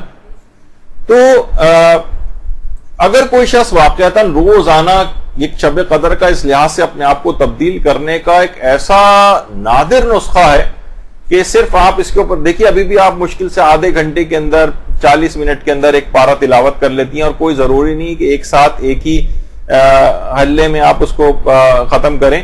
یعنی آپ کچھ رکوع کسی وقت پڑھ لیں، کچھ کسی وقت تلاوت کر لیں، کچھ کسی وقت تلاوت کر لیں. اب تو ہر ایک کے ہاتھ میں وہ ایپس موجود ہیں، اور قرآن جو ہے اپنے موبائل فون کے اوپر ہر جگہ، باہر جاتے ہوئے، بس میں بیٹھتے ہوئے، سواری پر، کسی بھی جگہ جو ہے وہ پڑھا تلاوت کیا جا سکتا ہے. اور اگر عمل بھی اگر کرنا ہے تو مولانا علی مرتضی زیدی صاحب نے بڑا اچھا ایک مومن کا ایک واقعہ نقل کیا تھا. وہ فرماتے ہیں کہ کوئی مومن ان کو ملے تھے جو باقاعدہ انہوں نے کیا کیا ہوا تھا، ایک قرآن اب ان کے پاس تھا، اور اس کے اندر ایک صفحہ انہوں نے رکھا ہوا تھا، اور ایک پین ان کے پاس ہوتا تھا. یعنی قرآن کا جو بھی پیج وہ تلاوت کرتے تھے اس کا ترجمہ دیکھتے تھے، اور اس میں انہوں نے پیپر کے اندر 2 کالم بنائے ہوئے تھے، ڈوز اینڈ ڈونٹس، یعنی یہ کرنا ہے یا نہیں. تو دیکھتے تھے اس صفحے کے اندر اللہ نے کیا کیا مجھے حکم دیا ہے، وہ جو حکم دیا ہے وہ نوٹ کر لیتے تھے، جن جن کاموں سے روکا ہوتا تھا اس کو نوٹ کر لیتے، کہتے تھے آج کے لیے کافی ہے، بس میں آج اس کے اوپر عمل کروں گا، اگلے دن اگلا صفحہ تلاوت کروں گا. تو انسان اگر چاہے تو اپنے آپ کو واقعتاً اس طرح سے بھی تبدیل کر سکتا. اچھا، اب اتنا بہترین اور آسان نسخہ، ایک دوسرا نسخہ بھی ہے جس کو اس طور پر لوگ اس کی طرف متوجہ نہیں. یہ جو رسالہ ہے توضیح المسائل، یہ اصلاً قرآن اور تمام احادیث کا نچوڑ ہے. یعنی مجتہد تمام احادیث میں غور و فکر کر کے آپ کے لیے احکامات قرآن و حدیث سے ڈرائیو کر کے وہ اس کے اندر پیش کر دیتا ہے. اگر کوئی شخص توضیح المسائل کے مسائل کے مطابق عمل کر لے تو گویا وہ بھی اسی طرح سے تمام قرآن اور تمام احادیث کے اوپر عمل کر لے گا. یعنی الگ سے بھی اس کو کوئی چیز کرنے کی ضرورت نہیں ہوگی. یعنی اگر کوئی شخص رسالہ عملیہ مجتہد کے مسائل کو فالو کر رہا ہے تو گویا وہ قرآن پر عامل ہے، گویا وہ ان احادیث صحیحہ کے اوپر عامل ہے جو کہ کتب احادیث کے اندر آئیں. تو بہرحال یہ اس طرح سے ہے، اور روزانہ کوشش کریں کہ توضیح المسائل کا کم سے کم ایک پیج پڑھ کر اس کے عمل کریں، واجبات، مستحبات، حرام چیزوں سے اپنے آپ کو بچائیں. یہ خود شب قدر کا ایک بہت بڑا عمل اس لحاظ سے. ہمارے ساتھ مسئلہ یہ ہے کہ ہم لوگ کتابیں بھی پڑھنا بند ہو گئے. بھائی دیکھیے کہا جاتا ہے نا کہ جاہل دو طرح کے جاہل ہوتے ہیں. ایک تو وہ ہوتے ہیں کہ جو پڑھ ہی نہیں سکتے, وہ بھی جاہل ہیں, بیچارے کو پڑھنا ہی نہیں آتا. اور ایک وہ بھی کہ جو پڑھ سکتا ہے لیکن پڑھتا نہیں. دونوں یکساں طور پر جاہل رہ جاتے ہیں. ایک تو جو پڑھنا ہی نہیں جانتا اور جو پڑھنا نہیں چاہتا, یہ دونوں یکساں طور پر نتیجہ یہ کہ دونوں جاہل رہ جاتے ہیں. تو اخلاق اور کردار کے اعتبار سے ان کتب کا مطالعہ, کتب دینی کا مطالعہ روزانہ کی اس کے اندر آپ کے شامل ہونا چاہیے. اتنی مشکلات سے ساری کتابیں ہم تک پہنچی ہیں, یہ علوم آل محمد اتنی مشکلات سے ہم تک پہنچے ہیں کہ آپ حیران ہو جائیں گے. بعض اوقات آیت اللہ مرشی نجفی جو سب سے بڑی لائبریری بھی جنہوں نے قائم کی, بے شمار سینکڑوں کتابیں بھی انہوں نے خود لکھی ہیں, یہ خود جوانی کا ایام میں اس زمانے میں اس قدر غربت ہوتی تھی کہ باقاعدہ تہذیب الاسلام کی جو شرح ہے وہ 1 سال کے اجارے کے روزوں کے اوپر انہوں نے لی تھی. کتاب خریدنے تک کے پیسے نہیں ہوتے تھے. کتاب خریدنے کے لیے 1 سال میں اپنے ذاتی رمضان کے روزے رکھنا کتنا مشکل ہوتا ہے, اور یہ دوسروں کے روزے صرف ایک کتاب کے لیے پورے سال کے روزے رکھنا.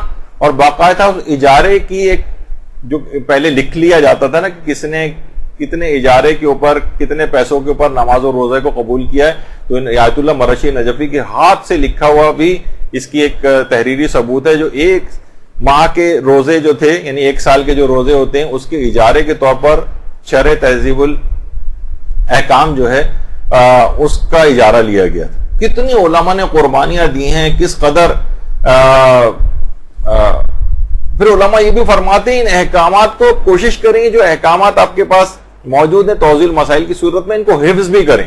ایک ہوتا ہے سرسری سا پڑھتے ہوئے چلے گئے, دماغ میں جب موقع اور محل پیش آتا ہے تو اس کا حل ہی آپ کے پاس نہیں ہوتا. اکثر طالبات ہیں جو 15 سال سے بھی پڑھ رہی ہیں, چھوٹے سے بھی مسئلے اگر پیش آتے ہیں تو دماغ میں نہیں ہیں رہتے اور پوچھ رہی ہوتی ہیں, لگتا ہی نہیں کہ 15 سال پڑھ چکی ہیں, پہلے سال میں ہیں بھی. تو حفظ بھی اس لحاظ سے ہونا چاہیے کہ مسائل آپ کو ازبر ہوں, اور اس کا بھی جو ہے طریقے جو ہے وہ بتائے گئے ہیں. آیت اللہ علی آقا قاضی فرماتے تھے, خاص طور پر کہتے تھے حفظ کے لیے چاہے وہ قرآنی آیات کا حفظ ہو یا مسائل شریعہ کا حفظ ہو, وہ فرماتے تھے کہ آیت الکرسی خاص طور پر اگر کوئی شخص تلاوت کرے اس سے اس کا حافظہ قوی ہوگا, اور سورہ معوذتین, سورہ فلق اور سورہ ناس, ان کی تلاوت اس نیت سے کرے کہ میرا حافظہ قوی ہو تو وہ اس کا حافظہ قوی ہو جائے گا. تو ان 3 چیزوں کو تو جو بہت ہی سہل اور آسان اور شخص کو یاد بھی ہوتی ہیں, روزانہ اس نیت سے انشاءاللہ پڑھنا شروع کریں, پھر آپ دیکھیں گے کہ تمام مطالب آپ کو کس طرح سے یاد ہوں گے. اچھا, اس رات کو کوشش کریں کہ ان احکامات کو آپ خود بھی اس رات کو حاصل کریں کہ آیت اللہ شبیریہ زنجانی نے بھی, شیخ صدوق کے حوالے سے بھی یہ بات آئی ہے کہ اس رات کا جو سب سے بڑا عمل ہے وہ اس رات مسائل فقہ کو جاگ کر یاد کرتے ہوئے یا اس کو پڑھتے ہوئے گزارنا. یہ اس رات کا سب سے بڑا عمل, اس پوری رات جاگنا ہے اور اس کے اندر کوشش کریں کہ احکامات شریعت. اب دیکھیں کتنی سہولیات ہو گئی ہیں, بعض اوقات یقین کیجئے کہ اتنا افسوس ہوتا ہے کہ کتنی محنتوں کے ساتھ بہت ساری چیزیں مدرسے کے اپنا جو آپ کو پتا ہے کہ سوشل میڈیا پہ کتنے سارے پیجز چل رہے ہیں, فیس بک کے اوپر بھی ہیں, لاکھوں کی تعداد میں ممبران ہیں, لیکن مشکل سے 100 شیئر کر رہے ہوتے ہیں, 50 شیئر کر رہے ہوتے ہیں. یعنی اتنی سہولت اور آسانی کہ جسٹ ایک فنگر کلک یا ایک معمولی سی جنبش, ایک آدھے سیکنڈ کے اندر ایک چیز احکام اسلامی دوسروں کو شیئر کیا جا سکتا ہے, لیکن وہ بھی زحمت لوگ گوارا نہیں کرتے. تو اس رات کو کوشش کریں کہ کم سے کم خود سے کوئی اگر اقدام نہیں کر سکتے تو آلریڈی جو کیا کرایا کام ہے وہی دوسروں تک پہنچائیں, تو وہی شمار ہو جائے گا کہ اس رات آپ نے تبلیغات کے اندر بھی حصہ لیا, اس رات آپ نے جو ہے دوسروں کو احکام سکھائے بھی ہیں. کسی کا وضو صحیح کروا دیں, کسی کی نماز کی کوئی غلطی صحیح کروا دیں. اس رات خود بھی کچھ 1 گھنٹہ کم سے کم مخصوص کریں, مطالعہ کریں, مسائل کو سیکھیں. یہ افضل ترین عمل اس رات کا قرار دیا گیا. اور یہ اتنی اہم چیزیں دیکھیے واجبات اور حرام کے آیت اللہ فاضل لنکارانی بھی یہ بات خاص طور پر فرماتے تھے. کہتے تھے 50 سال سے اسلامی اور دینی تعلیم حاصل کر رہا ہوں, اس کا خلاصہ یہ ہے کہ تمام واجبات کو انجام دو اور جہاں تک ممکن ہے لوگوں کے مسائل کو حل کرو. اور قیامت کے دن اگر سوال ہوگا کہ اس کے علاوہ کچھ کیوں کر کے نہیں آئے تو کہہ دینا فاضل لنکرانی نے کہا تھا. یعنی انسان واقعتاً ان مسائل دینیہ کو حاصل کرے اور ان مسائل کو حاصل کرنے کے بعد اور بس یہ مخلوق خدا کی خدمت کرے. ان دو چیزوں کے ساتھ پوری کامیابی آخرت کی حاصل کر سکتا ہے. مرجے کہتا ہے میرا نام لے دینا کہ اس نے کہا تھا, ساری ذمہ داری میں قبول کرتا ہوں, اس کے علاوہ چاہے کچھ بھی نہ کر کے جاؤ. یہ اتنی اہم چیز ہے, چیزیں تو علم کے اعتبار سے ان کو حاصل کرنا چاہیے. آیت اللہ خوئی بھی جب یہ ان سے منسوب ایک قول ہے کہ واجبات پر عمل گویا وہ فرماتے تھے زمین خریدنے کی طرح سے, اور مستحبات پر عمل اس زمین پر پھلدار درخت لگانے کی سی مثال ہے. یعنی اگر زمین ہی نہیں ہوگی تو تم شجرکاری اور زراعت کس جگہ پہ کرو گے؟ یعنی واجبات اور حرام کے اوپر عمل, یہ اس کی پابندی, واجبات پر عمل ہو, حرام سے انسان اپنے آپ کو بچائے, یہ جب گراؤنڈ بن جائے گا تو اسی کے اوپر ہی تو دیگر اعمال مستحبہ کی کاشت ہوگی. تم نے زمین ہی نہیں خریدے تو تم کہاں پہ یہ سب چیزیں لگاتے پھرو گے؟ یعنی اس بات کی کوئی حقیقت نہیں. تو بہرحال یہ علم حاصل کرنا یہ آپ کو بڑے بڑے مقامات کے اوپر فائز کرے گا. تو تقوی کے ساتھ استاد فاطمی نیا معلم اخلاق ہیں, ایران میں ان کے ٹی وی سے بھی کافی دروس وغیرہ آتے ہیں, سوال و جواب کے پروگرامز میں بھی آتے ہیں. یہ فرماتے ہیں کہ مجھ سے مرزا جواد ملکی تبریزی کے ایک شاگرد نے ایک بار کہی تھی یہ بات, اور فرماتے کہ میں اس وقت جوان تھا. وہ شاگرد فرماتے ہیں کہ میں اس زمانے میں جوان تھا اور آیت اللہ مرزا جواد ملکی تبریزی کے درس میں جایا کرتا تھا. تو انہوں نے مجھ سے اس طالب علم سے پوچھا کہ تم کہاں کے رہنے والے ہو؟ اس نے کہا میں بہار ایک علاقہ ہے وہاں کا رہنے والا ہوں.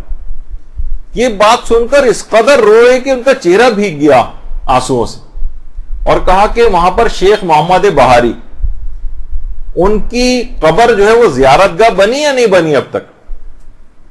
یہ وہ تھے جو شیخ محمد بہاری جو کہ آیت اللہ شیخ حسن علی قلی حمدانی ان کے شاگردوں میں سے تھے. شیخ حسن علی قلی حمدانی, شیخ حسین قلی حمدانی بلکہ. تو یہ فرماتے ہیں کہ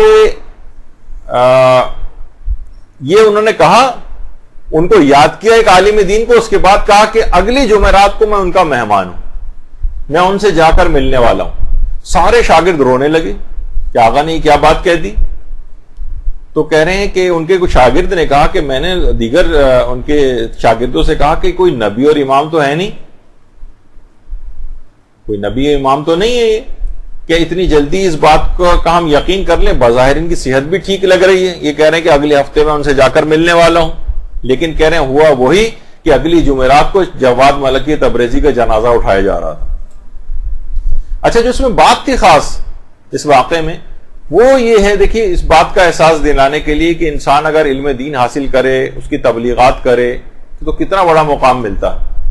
کہہ رہے ہیں اگلی جمعرات کو ان کا انتقال ہوا, اور شب جمعرات کو مختلف دینی مدارس کے 250 طلبہ نے, مختلف دینی مدارس, اس میں مدرسہ دارالشفا تھا, مدرسہ فیضیہ تھا, اور بہت سارے الگ الگ مدارس کے طالب علموں, 250 طالب علموں نے ایک ہی خواب دیکھا جس میں الف کا بھی فرق نہیں تھا, ایک بھی سر منہ کوئی فرق ہی نہیں تھا.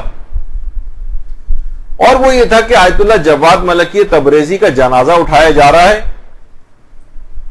اور آگے آگے سید الانبیاء جنازے کے ساتھ ساتھ چل رہے.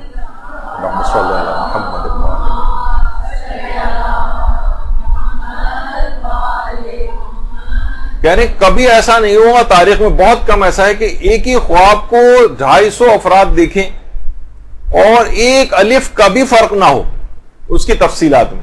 یعنی اتنا سچا خواب کہ سید الانبیاء ساتھ ساتھ جنازے کے چل رہے ہیں آیت اللہ جواد ملکی تبریزی. تو دیکھیے حصول علم دین, اس کے اوپر عمل, یہ ایسے ایسے بڑے بڑے مقامات وہ دلواتا ہے. تو یہ کتابیں پڑھنا, رسالہ ہے عملیہ پڑھنا, یہ تو آپ تو چھوڑے, خود آپ کے مرجے اس کے اس قدر پابند ہیں کہ جب ملتا ہے کہ آیت اللہ سیستانی جب بیمار ہوئے تھے اور صرف ایک ہی مرتبہ ان کو جو ہے وہ لندن لے جایا گیا تھا علاج کے لیے, تو جب علاج کے لیے وہاں پہنچے تو آیت اللہ سیستانی نے کہا مجھے تو نیند ہی نہیں آتی جب تک کہ میں کتاب نہ پڑھ لوں. کتاب اب یہاں میرے لیے کچھ کتابوں کا انتظام کرو. ایک عالم دین تھے, وہ 40-50 کتابیں آیت اللہ سیستانی کے پاس لے گئے اور رکھ کے آ گئے. اگلے دن گئے تو تقریباً 80-90% کتابیں ایک طرف الگ کی ہوئی تھیں کہ یہ تو آلریڈی میں پڑھ چکا ہوں. صرف چند ایک دو کتابیں تھیں کہ جس کا انہوں نے مطالعہ کیا ہوگا. تو مرجع اعلیٰ میں وہ بھی ابھی تک اتنا زیادہ پڑھ رہا ہے اب تک, یعنی ہر وقت ان کے ہاتھ میں, صرف زائرین سے ملاقات کے وقت کے علاوہ ہر وقت ان کے ہاتھ میں کتاب رہتی. تو ان کے مقلدین کچھ تو ان علماء سے کچھ سیکھیں, کتابوں کو پڑھنا شروع کریں. خدا کے لیے کتب بینی انتہا سے زیادہ کم ہوتی چلی جا رہی, یعنی تقریباً ختم ہوتی چلی جا رہی.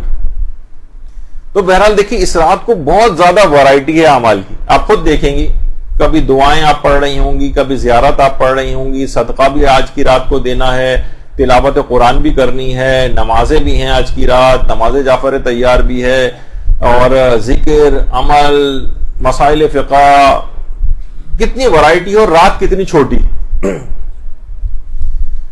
تو دیکھیے اس رات کا پیغام یہ بنے گا کہ بہت ساری اس طرح کی نیکیوں کے مجموعے کرتے ہوئے آپ کو زندگی گزارنی ہے, تب یہ زندگی تبدیل ہوگی. ہر چھوٹی بڑی نیکی کو ہاتھ سے نہ جانے دیں. آیت اللہ عراقی بات فرماتے تھے, جو درمیان میں بیٹھے ہوئے آیت اللہ عراقی, جو آیت اللہ بہجت کے ساتھ بیٹھے ہوئے ہیں.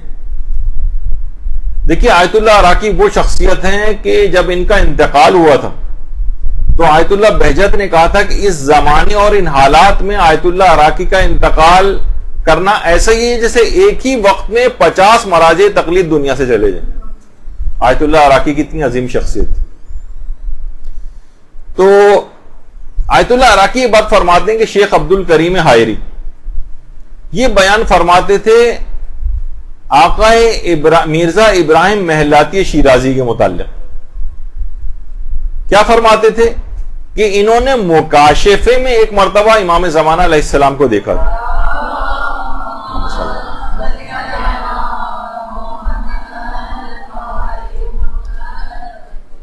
اور دیکھا کہ مرزا شیرازی بزرگ کے گھر پر 3 علماء وہاں پر موجود ہیں جہاں امام زمانہ بھی موجود ہے.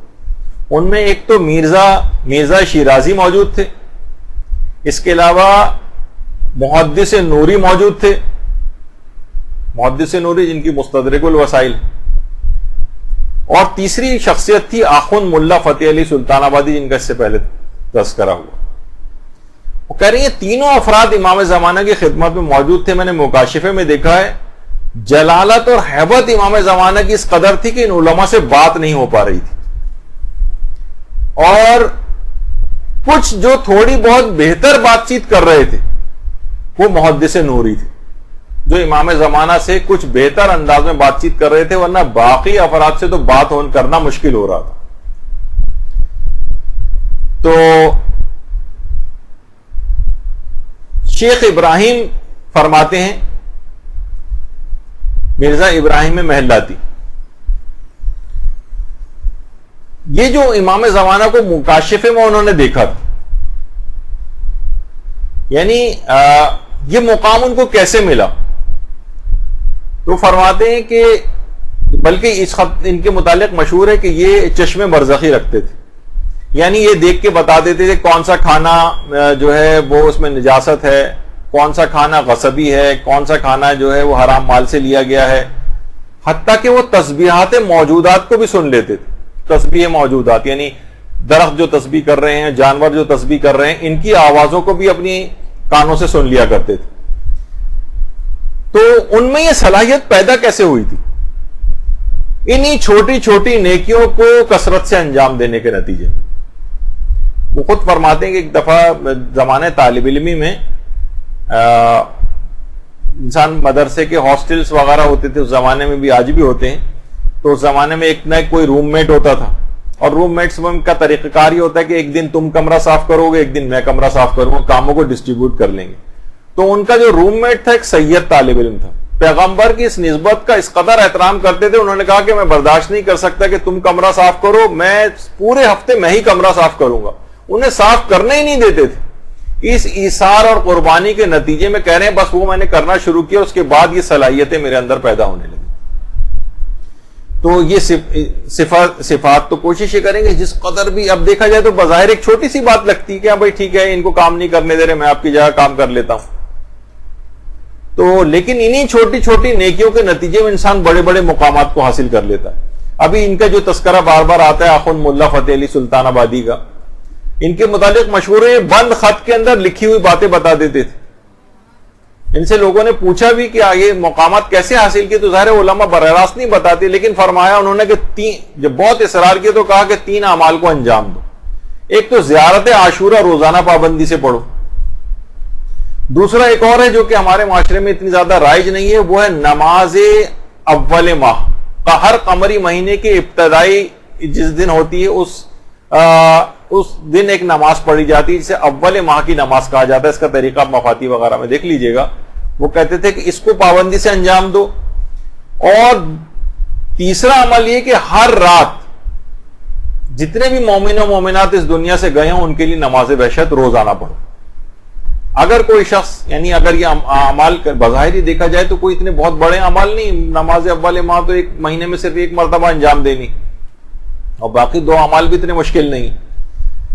تو بہرحال وہ یہ ان مقامات کو انہوں نے حاصل کیا انہیں چھوٹے چھوٹے عملیات کو انجام دے کر. دیکھیے یہ رات بہت اہم ہے, یہ رات دعاؤں کی رات ہے. اس رات سب کی دعائیں جو ہیں قبول ہوں گی, لیکن دعائیں قبول ہونے کے لیے دیکھیے لازمی نتیجہ دعا اس طرح سے نہیں ہونی چاہیے. یہ دنیا کے اندر بھی اس طرح کی دعائیں نہیں چلتی جو آقا محسن قرتی نے ایک مثال دی. کہنے ایک طالب علم امتحان دے کر آیا اور مصلی نماز بچھا کر آ کر فوراً نماز پڑھنے لگا, اور نماز پڑھنے کے بعد بآواز بلند دعا کرنے لگا, اے پروردگارہ کوہ ہمالیہ کو امریکہ میں قرار دے, بحیر ارومیہ کو نیشاپور میں قرار دے, اور مثلا سری لنکا کو یورپ میں قرار دے دے. اب لوگ جو ہیں ماں کہنے لگی بیٹا یہ کس قسم کی دعائیں کر رہے ہو؟ کہہ رہے ہیں اماں کیا کروں, جغرافی کا ایک پیپر دے کر آئے ہوں, یہ جواب ہی لکھ کر آئے ہوں, اب دعا کر رہا ہوں اللہ سے کہ غلطیاں میری ٹھیک کر دے اور مجھے پاس کر دے. تو آقا محسن قرتی فرماتے کوئی شخص اپنے آپ کو ٹھیک نہ کرے اور اس قسم کی دعائیں کرے تو بالکل اسی طالب علم کی مثال بنے گی. دنیا میں بھی یہ چیز نہیں چلتی. جیسے کہا جاتا ہے نا کہ جب کسی کے گھر کی چھت ٹپک رہی ہے اور وہ یہ دعا کرنا شروع کر دے, بجائے کہ سوراخ کو بند کرے اپنی چھت کے, وہ دعا کرے پروردگار بارش ہی نہ ہو, تو یہ غلط دعائیں ہیں. اس کی خود کو مکمل ٹھیک کرنے کا ارادہ کرنا. اچھا اب دیکھیے اس کے لیے دعا سے بھی کام لیا جائے گا, اور کون سی دعا جو سب سے پہلی دعا کرنی ہے جس سے ساری خرابیاں ٹھیک ہو جائیں گی, وہ فقط ایک دعا ہے جس کی بار بار تکرار کرنی کہ پروردگار یوسف زہرا کا ظہور جلد سے جلد ہو جائے. صلی اللہ علیہ محمد.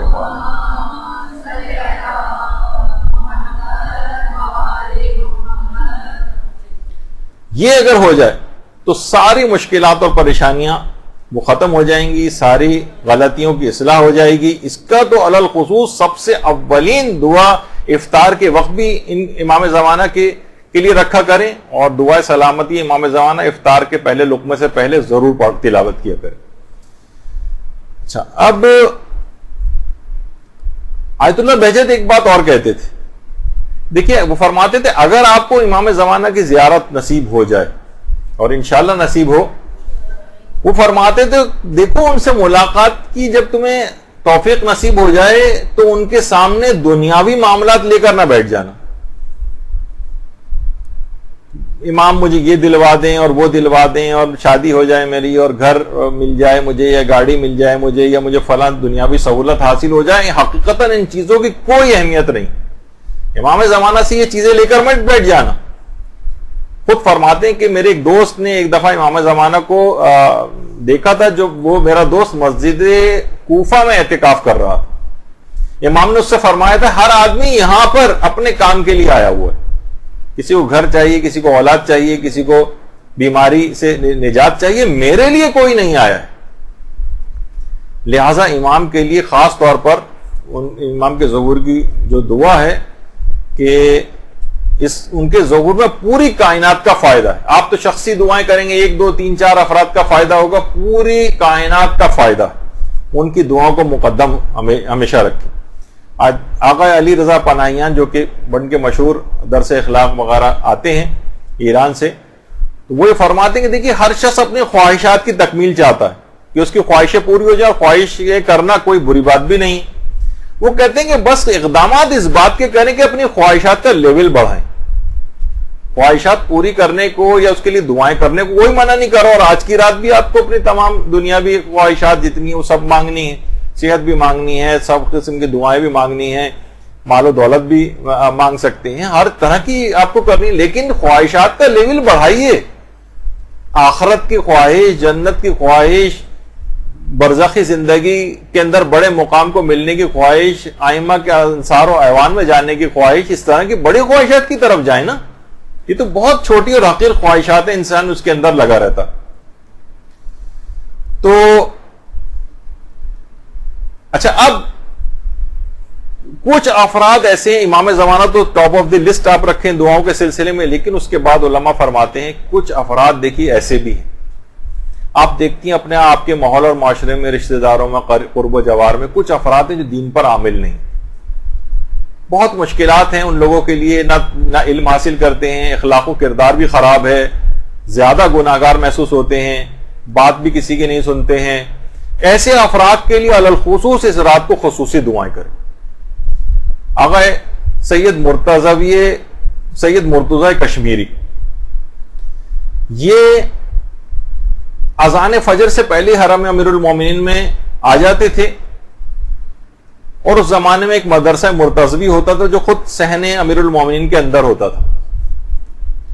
ایک دن لوگوں نے سنا کہ ایک طالب علم سے کہہ رہے تھے کہ سلمان و ابو ذر کے لیے دعائیں مت کیا کرو، قنوت نماز وتر کے قنوت میں گناہگار مومنین کے لیے دعائیں کیا کرو، وہ زیادہ ان دعاؤں کے مستحق. ہم بعض اوقات ہمارے دماغ میں اچھے اچھے افراد آ رہے ہوتے ہیں دعاؤں کے لیے، ان کے لیے بھی کریں، منع نہیں ہے، لیکن بہرحال ان افراد کو خصوصیت کے ساتھ کہ جن کے پاس کوئی اور آپ کو نظر آ رہا ہے کہ ان کا انجام بخیر نہیں ہوگا، یہ بہت برائی کے راستے کے اوپر جا رہے ہیں، ان کے لیے خصوصیت کے ساتھ اس رات کو دعا کرنی. اور آپ کو پتا ہے کہ بہرحال سب سے بہترین دعا وہی سمجھی جاتی ہے جو ایک غائب دوسرے غائب کے لیے کرتا.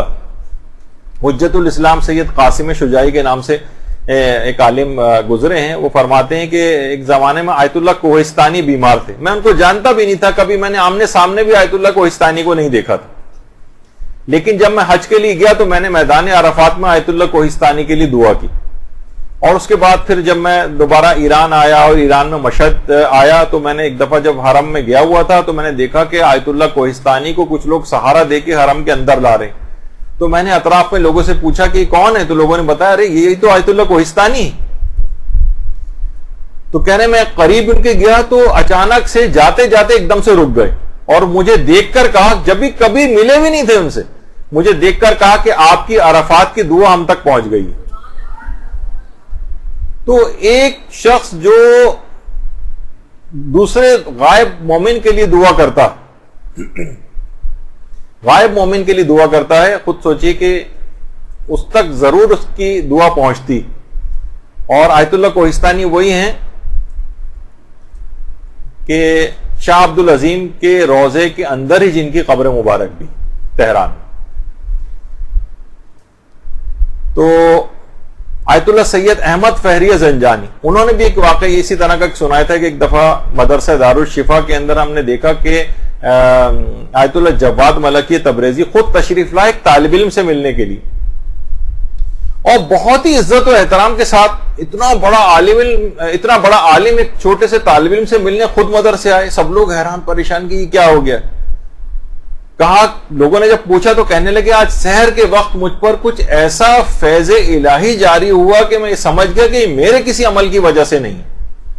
اور جب میں نے زیادہ توجہ کی، دیکھیے معنویات برزخی آنکھ رکھتے ہیں اور معنویات کو پہچانتے ہیں، کہنے جب میں نے زیادہ توجہ کی، متوجہ ہوا، تو معلوم یہ چلا کہ اس طالب علم نے نماز تہجد میں میرے لیے دعا کی تھی، اس کے نتیجے میں فیضان الہی مجھ پہ جاری ہوا. تو کہنے اس وجہ سے میں اس سے ملاقات کے لیے آیا ہوں تاکہ اس کا شکریہ ادا کر سکوں. تو دیکھیے کسی کے لیے دعا کرنا یہ بہت بڑا کام ہے. آپ کی دعائیں آپ کو پتہ نہیں کس انداز سے لوگوں کے لیے قبول ہو جائیں. تو نیکوکار ہوں یا گناہگار ہوں، اپنے اطراف میں رشتہ دار، دوست، احباب، ان سب کے لیے خصوصی طور پر دعا کیجئے کہ ایک غائب دوسرے غائب کے لیے کرتا ہے تو لازمی قبول ہوتی ہے، اور خود وہ دعا آپ کے اپنے حق میں بھی قبول ہو جاتی. یہی وجہ ہے کہ صرف خالی اس حد تک نہ رہیں کہ صرف اپنے دعا کی نہیں، کوئی عمل ذاتی طور پر اگر کبھی آپ کو اس کا بھی توفیق مل جائے، مثلا ہو سکتا ہے کہ کوئی شخص مقروض ہو، کسی چیز کی ضرورت ہو، وہ بھی اگر پوری کر دیں، اور اس بات کی آج کی رات ہی اگر ایسا ہو جائے تو وہ بھی خود ایک بہت بڑا ایک لحاظ سے آئندہ زندگی کے لیے آپ کا ایک وہ بن جائے گا کہ مجھے آئندہ زندگی کیسے گزارنی۔ آیت اللہ سید جمال الدین گل پائگانی، نفس پر کنٹرول اور تقوی و پرہیزگاری نے اس مقام تک انہیں پہنچا دیا تھا کہ یہ بھی برزخی زندگی کو آنکھوں سے دیکھنے کی صلاحیت انہوں نے پیدا کر لی تھی۔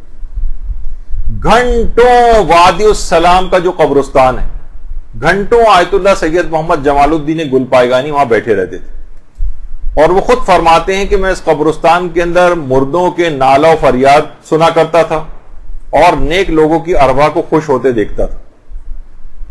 باقاعدہ کتاب جو آیت حق ہے اس کے اندر بھی یہ بات آئی ہے کہ کہنے ایک دفعہ ایک تازہ قبر کے اوپر میں نے عذاب کو دیکھا، اور جب میں نے چشم برزخی سے زیادہ متوجہ ہوا تو معلوم یہ چلا کہ شخص یتیموں کا مقروض تھا، اس کی گردن پر ان کا حق تھا۔ دیکھیے جیسے کہ کسی کے گھر میں انتقال ہو جاتا ہے تو عام طور پر جو چھوٹے نابالغ بچے ہوتے ہیں، کچھ ہوتے ہیں عام طور پر چچا تایا وغیرہ، وہ ان کی چیزوں کے اوپر قابض ہو جاتے ہیں، بچوں کو ان کا حق نہیں پہنچنے دیتے ہیں۔ کہا کہ اسی طریقے سے یہ شخص بھی تھا کہ یتیموں کا حق اس کی گردن پر تھا۔ تو کہہ رہے ہیں میں نے جب متوجہ ہوا تو اس کو مقروض پایا جس کی وجہ سے اس کے اوپر یہ عذاب ہو رہا تھا۔ تو کہنے میں باقاعدہ تلاش کر کے اس مرحوم کے گھر گیا، اور باقاعدہ اس مرحوم کی طرف سے میں نے خود قرضے کو ادا کیا، اور اس کے بعد کہہ رہے ہیں جس رات کو میں نے قرضہ ادا کیا اس کے اگلے دن جب میں دوبارہ اس کی قبر پہ گیا تو وہ عذاب برطرف ہو چکا تھا۔ تو خالی یہ نہیں کہ فقط دعا کی حد تک رہنا ہے، بلکہ عمل کے اعتبار سے بھی آگے بڑھنا۔ یہی وجہ ہے کہ آیت اللہ شبیری زنجانی وہ فرماتے ہیں کہ آیت اللہ شیخ ہاشم قزوینی یہ خود ایک قبرستان سے ایک مرتبہ گزر رہے تھے، اور انہوں نے مکاشفے کے اندر چیز دیکھی کہ قبر کے اوپر ایک کتا بیٹھا ہوا ہے، اور بہت عاجزی کے ساتھ کہہ رہا ہے کہ شیخ ہاشم میں اسی قبر کا مردہ ہوں، میں اسی قبر کا مردہ ہوں، اور میری مشکل کا سبب یہ کہ میری ماں مجھ سے ناراض ہے، آپ جائیے اور اس کو جا کر راضی کر لیں تاکہ میں اس عذاب سے نجات پاؤں۔ تو دیکھیے کتنے ہی مرحومین ایسے ہیں، ان کے لیے مرحومین کے لیے یہ دعائیں مغفرت کرنا، اس وجہ سے بھی اس رات کے اندر بہت زیادہ تاکید ہے کہ کتنے ہی مرحوم ہمارے خدا نخواستہ ایسے ہوں جو مختلف عذابوں میں گرفتار ہوں، تو ان کے لیے خاص طور پر جتنی بھی چیزیں ہو سکیں ان کے لیے نمازیں پڑھوانا اگر کسی کے لیے ممکن ہے۔ بعض اوقات لوگ پوچھتے ہیں کیا مجھ پر واجب تو نہیں ہے، صرف والدین کی حد تک، صرف واجب کی حد تک رہ جاتے ہیں کہ واجب تو نہیں ہے نا، بس ٹھیک ہے میں، کیونکہ ظاہر ایک فقہی مسئلہ ہے کہ اگر کوئی شخص جان بوجھ کے اپنی نماز روزے چھوڑتا رہا تو کچھ علماء یہ کہتے ہیں کہ پھر ان کی نمازیں پڑھوانا واجب نہیں ہے بڑے بیٹے پر، تو وہ چیزیں تلاش کر رہے ہوتے ہیں، ان کے متعلق احسان کے ساتھ نہیں سوچ رہے ہوتے اپنے والدین کے متعلق۔ تو کہا کہ یعنی یہ وہ شخص جو صاحب قبر تھا وہ کتے کی شکل میں اس کو ایک عذاب دیا جا رہا تھا، اس نے کہا کہ خدا کے لیے مجھے بچائیں کسی طریقے سے، اور شیخ ہاشم قزوینی وہ پھر اس کے بعد گئے اور جا کر اس کے والدین وغیرہ کو راضی کیا۔ تو دوسروں کے لیے اس طرح سے کرنا نیک عمل، یہ ابھی پھر ان کا بار بار تذکرہ آتا ہے ملا فتح علی سلطان آبادی کا کہ ایک شخص نے انتقال کے بعد ان کو خواب میں دیکھا تھا، تو انہوں نے خود فرمایا کہ میری مغفرت کا ایک بہت بڑا سبب، بہت بڑا رول اس عمل نے پلے کیا ہے کہ میں لوگوں کے لیے روزانہ نماز وحشت قبر پڑھا کرتا تھا۔ تو یہ تمام چیزیں دیکھیے اس طرح کی ہیں کہ انسان کو چاہیے کہ ان کے اوپر عمل کرے۔ اور خود کہتے تھے کہ ایک تو بلکہ انہوں نے بتایا کہ 3 چیزیں ایسی ہیں، اس نے یعنی پھر اس شخص نے ان سے پوچھا کہ ہم جب دنیا سے انتقال کر جائیں اور ہمارا انجام بخیر ہو جائے تو آپ تو کیونکہ برزخی دنیا میں جا چکے ہیں، آپ ہمیں بتائیں کہ ہم کون سے اعمال انجام دیں۔ تو ملا فتح علی سلطان آبادی نے کہا کہ 3 چیزیں بتائیں۔ کیا کہ تم اپنا اگر انجام بخیر چاہتے ہو تو ایک تو یہ کہ مالی حقوق کے سلسلے میں کوتاہی مت کرنا، مالی حقوق خمس اگر تم پر واجب ہے تو خمس ادا کرو، اور فرمایا کہ بلکہ ایک چیز تاکید کے طور پر بات کہی کہ کوشش کرو کہ ہر مہینے حساب کرو. یعنی یہ نہیں کہ ہر مہینے خمس نکالو, اپنا حساب کتاب دیکھو. خمس تو اپنی تاریخ کے اوپر ہی نکالا جائے گا, لیکن بعض اوقات پورا سال گزر جاتا ہے اور انسان بہت سی چیزوں میں صاحب و غفلت سے کام لیتا ہے اور اسکپ ہو جاتی ہیں چیزیں جن پر خمس واجب تھا اور دماغ سے نکل گیا. ہر مہینے حساب کرتے رہو گے تو تمہارا اپڈیٹ رہے گا کتنا خمس دینا ہے کتنا نہیں. تو کام مالی حقوق کے سلسلے میں سختی کا مظاہرہ کرو. کسی کے قرضے دیے ہیں, قرضے لیے ہوئے تو قرضے واپس کرو, ادھار لیے ہوئے ہیں, کسی سے کوئی چیز لی ہوئی ہے, مالی حقوق ان کی بہت زیادہ پابندی کرو اگر نجات چاہتے ہو. دوسرا فرمایا کہ نمازوں کو ان کے اول اوقات میں انجام دو. یعنی ایک آدمی جو دوسری دنیا کے اندر جا چکا ہے, جیسے کوئی آدمی یہاں سے کینیڈا چلا گیا اور آپ کو بھی وہاں پر جانا ہے مثلا کسی کو, تو وہاں کے حالات پوچھتا ہے کہ میں کیا کیا چیزیں مجھے یہاں پر کام آئیں گی, وہ بتا دیتا ہے, تو کتنی سہولیتیں آپ کو مل جاتی ہیں. تو فرمایا کہ مالی حقوق اپنے پابندی کے ساتھ ادا کرو, کوشش کرو کہ ہر مہینے حساب کرو. یا اور دوسرا ہے کہ نمازوں کو ان کے اول اوقات میں انجام دو. اور تیسرا یہ کہ لوگوں کے ساتھ انصاف سے کام لو اور حسن سلوک سے پیش آؤ.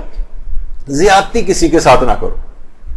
بعض اوقات یہ ہوتا ہے کہ غیر ضروری ایکسپیکٹیشن بھی کسی کے ساتھ زیادتی ہو جاتی ہے. ہو سکتا ہے کوئی آپ کے معیار پہ پورا نہ اتر رہا ہو, آپ اس سے ناراض ہو جائیں. سب کو اس رات معاف کر دیجیے. سب کو اس رات بڑے سے بڑا آپ کے حق میں تقصیر کی ہو, اس رات معاف کر دیجیے. کیونکہ دیکھیے اپنے لیے بھی تو انسان اس رات کو مغفرت کا طالب ہے نا پروردگار سے. مستدرک الوسائل کے اندر باقاعدہ روایت میں ہے پیغمبر سے کہ کسی نے ان سے پوچھا تھا کہ اگر شب قدر آئے تو مجھے کیا طلب کرنا چاہیے, تو پیغمبر اسلام نے مغفرت طلب کرنے کی بات کی کہ انسان پروردگار سے معافی مانگے کہ خدا بہترین معاف کرنے والا ہے, تو اس رات کو مغفرت طلب کرنی چاہیے. تو اپنے لیے بھی مغفرت طلب کرے اور خود دوسروں کو بھی معاف کرے, خود دوسروں کو بھی معاف کرے. اچھا بعض اوقات دیکھیے تمام چیزیں لیکن اس پہ عمل نہیں ہو پاتا ہے. کتنے ہی ہمارے, اب اتنا وقت بھی نہیں ہے کہ میں ان تمام چیزوں کو جو ہے بیان کروں, تو بہرحال اس کو آگے بڑھاتے ہوئے اسکپ کرتے ہوئے کچھ چیزیں. تو دیکھیے اس رات کو خاص طور پر نماز شب کو آپ کو فراموش نہیں کرنا. نماز شب کو فراموش نہیں کرنا. آیت اللہ بہجت ایک اچھی بات کہتے تھے کہ لوگ ہم سے آ کر پوچھتے ہیں کہ نیند کے لیے افسوس کرتے ہیں کہ ہم کیوں نماز شب کے لیے نہیں اٹھ سکے. وہ فرماتے تھے ارے نیند پر اپنی افسوس نہ کرو, اپنی بیداری پر افسوس کیا کرو کہ کیسی غفلت میں یہ زندگی ہم گزار رہے ہیں بیداری والی. وہ فرماتے تھے کہ اگر بیداری کے عالم میں تم اطاعت پروردگار اور خدا کی بندگی کرو گے, اس کے احکام پر عمل کرو گے, تو یہ اطاعت تم کو نیند میں بھی حاصل ہو جائے گی. یعنی دن کے اوقات کے اندر تو اطاعت خدا کرو, خود بخود تمہاری آنکھ نماز شب کے لیے رات کے وقت کھل جایا کرے گی. تو قرآن کی بھی توفیق ملے گی اور عبادت کی بھی توفیق ملے گی. اور کیسے ملتی ہے؟ آیت اللہ شیخ حسن علی نخودکی اصفہانی جو امام خمینی کی بھی اساتذہ میں سے تھے روحانیت کے, وہ فرماتے تھے, لوگ ان سے پوچھتے تھے آپ کوئی وظیفہ بتائیں کہ ہم نماز شب کے لیے اٹھ سکیں اور ہمارے لیے دیگر کاموں میں بھی آسانی ہو جائے. تو فرماتے تھے کہ صبح کے وقت اگر تم تلاوت قرآن کرو اور خاص طور پر سورہ یاسین کی تلاوت کرو تو تمہیں نماز شب کی توفیق نصیب ہو جائے گی. روزانہ اگر کوئی شخص سورہ یاسین اس لحاظ سے پڑھنا شروع کر دے یا تلاوت قرآن. اس رات کا دیکھیں ایک اور عمل ہے کہ پوری رات آپ کو جاگنا ہے نفس کے لیے. نفس کو پائمال, اصل میں جاگنے کا ایک فلسفہ یہ کہ انسان کا نفس پائمال ہوتا ہے. بدن کہہ رہا ہے کہ آرام کرو, نفس کہہ رہا ہے کہ آرام کرو, لیکن آپ اسے پائمال کرتی ہیں, نفس کو کچلتی ہیں. تو جب نفس کا اگر آپ کچلیں گی آج کی رات تو اس کا برکت پورے سال پر محیط ہو جائے گی اور ایک آپ عام زندگی میں بھی اپنے نفس کو کچلیں گے احکامات پروردگار کے لیے گناہوں کے سلسلے میں. یہی وجہ ہے کہ پروردگار عالم نے حضرت موسیٰ کو جو وحی کی تھی اس میں یہ بھی تھا کہ ایک موسیٰ, اے موسیٰ جھوٹا ہے وہ شخص جو اس بات کو خیال کرے کہ مجھ سے محبت کرتا ہے اور جب رات چھا جائے تو مجھ سے گفتگو نہ کرے اور راز و نیاز کے بجائے سوتا رہے. کچھ عام دنوں کے اندر بھی اس رات کا پیغام یہ کہ کچھ وقت عبادت کے لیے رات میں نکالا جائے, خواہ نماز شب کے لیے یا دیگر نمازوں کے لیے. ائمہ کی سیرت بھی یہی تھی. تو اس رات کو اس وجہ سے آپ کو نماز شب کے پابند ہونے کا بھی عہد کرنا ہے اگر شب قدر میں خود کو تبدیل کرنا ہے. اور کوشش یہ کریں کہ پوری رات باوضو رہیں. یہ عام زندگی کے لحاظ سے بھی ایک پیغام ہے. دیکھیے بہت معنویات ہمیں احساس نہیں ہوتا بعض اوقات، لیکن علماء پہچان لیتے ہیں. آقا باقر وحید بہبہانی 98 سال کی عمر میں تقریباً انہوں نے انتقال کیا تھا. بہت ضعیف ہو گئے تھے، گھر میں شرح العلماء کا درس دیتے تھے طالب علموں کو. تو ایک دفعہ درس دینے کے بعد ایک طالب علم کو باقاعدہ روکا اور کہا کہ جاؤ قالین فلاں جگہ سے اٹھاؤ، وہاں نیچے پیسے رکھے ہوئے ہیں، حمام جاؤ اور غسل جا کر کرو، نجاست کی حالت میں آئندہ کبھی درس کے اندر نہ آنا. وہ پہچان جاتے تھے کہ معنویات متاثر ہوتی. انسان اگر بغیر وضو کے رہے یا بغیر غسل کے رہے تو اس کی روحانیت میں کمی واقع ہو جاتی. شب قدر میں جس قدر زیادہ ممکن ہو 3 4 5 دفعہ وضو کرنا پڑ جائے گا، لیکن وضو کر کے پوری رات کوشش کریں کہ تاکہ معنویات آپ کی رہیں، آپ کی روحانیت قوی رہے. آیت اللہ عباس کوچانی سے بھی ملتا ہے یہ بات. کہتے ہیں ایک رات کو ہم آیت اللہ جواد انصاری حمدانی کے گھر میں علماء کی دعوت تھی، وہاں پر شریک تھے. کھانے سے پہلے میں وہ چلمچی یا سلفچی کیا کہلائی جاتی ہے وہ لے کے، اور وہ آفتابہ جو ہوتا ہے ہاتھ دھلانے کے لیے جو سامان ہوتا ہے وہ میں لے کر گیا، اور تمام علماء جو بھی وہاں پر موجود تھے ان کے ہاتھ دھلانے کے لیے. تو آیت اللہ جواد انصاری حمدانی وہ کہنے لگے کہ یہاں پر موجود کسی کے ہاتھ دھلوانے کی ضرورت نہیں ہے، یہاں پر سب شرکاء باوضو ہیں سوائے ایک شخص کے. اب خود آیت اللہ کوچانی فرماتے ہیں کہ میں حیران اور پریشان تھا کہ سوائے صرف میرے، یعنی صرف میں نے وضو نہیں کیا ہوا تھا. لیکن وہ پہچان گئے کیونکہ ان کو نظر آ جاتا ہے کہ یہاں پر معنویات اور روحانیت کے اندر ایک کمی. تو کوشش یہ کریں کہ شب قدر کے اندر زیادہ تر اوقات کے اندر باوضو رہیں تاکہ پروردگار کی طرف سے روحانیت جو ایک کیچ ہونے کی صلاحیت ہے وہ پیدا ہو.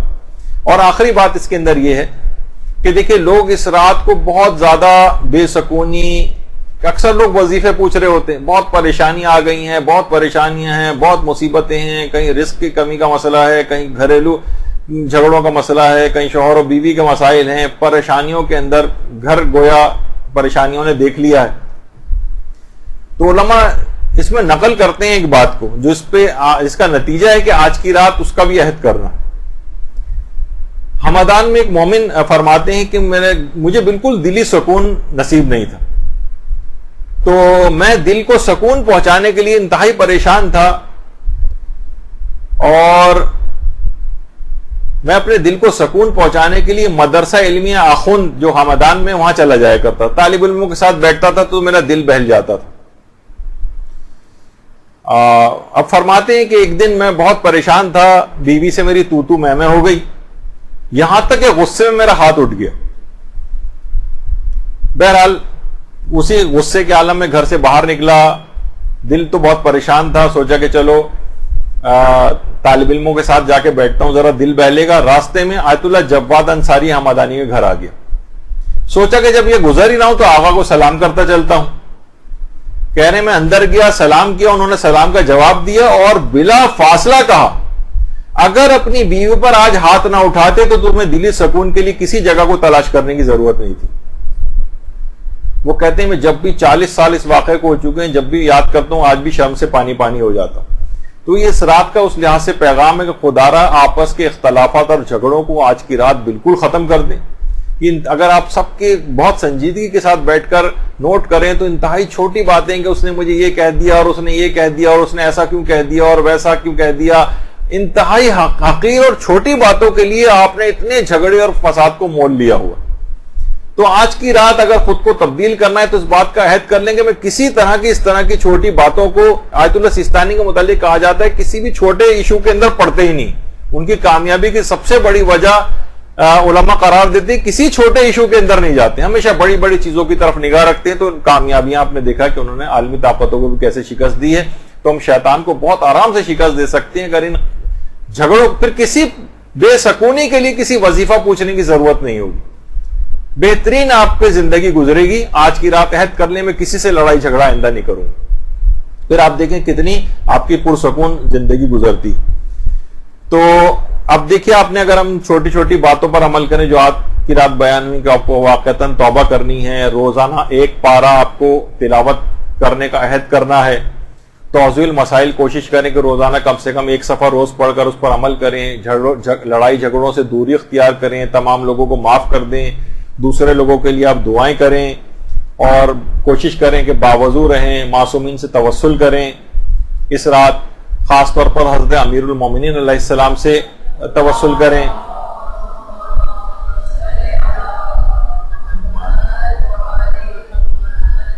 حضرت زہرا سے آج توسل کریں، امام زمانہ سے آج توسل کریں، ان کے لحاظ سے دعائیں مانگیں، اور خاص طور پر امام حسین علیہ السلام سے بھی توسل کریں۔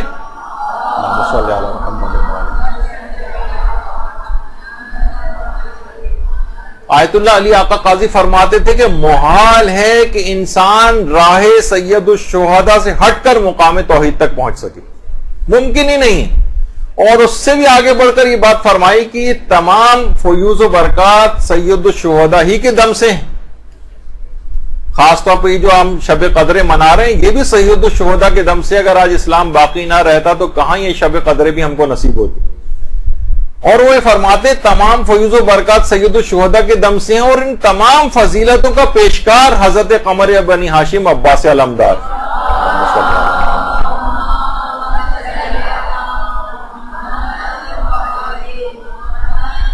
تو ان تمام شخصیات کا توسل آج کی رات اختیار کریں۔ بس آخر میں پروردگار عالم سے دعا ہے کہ جو علم ہم نے حاصل کیا ہے اس پر عمل کرنے کی ہمیں توفیق نصیب فرمائے، اور آج کی رات اور آنے والی رات جتنی بھی شبائے قدر اس کے بعد آئیں گی اس میں دنیا اور آخرت کی تمام ہماری حاجات کو قبول فرمائے۔ بحق محمد وآلہ الطیبین الطاہرین وصلی اللہ علی محمد وآلہ الطیبین الطاہرین۔ درود بھیجیں۔ برحمتك يا أرحم الراحمين وصلى الله على محمد وآله الطاهرين۔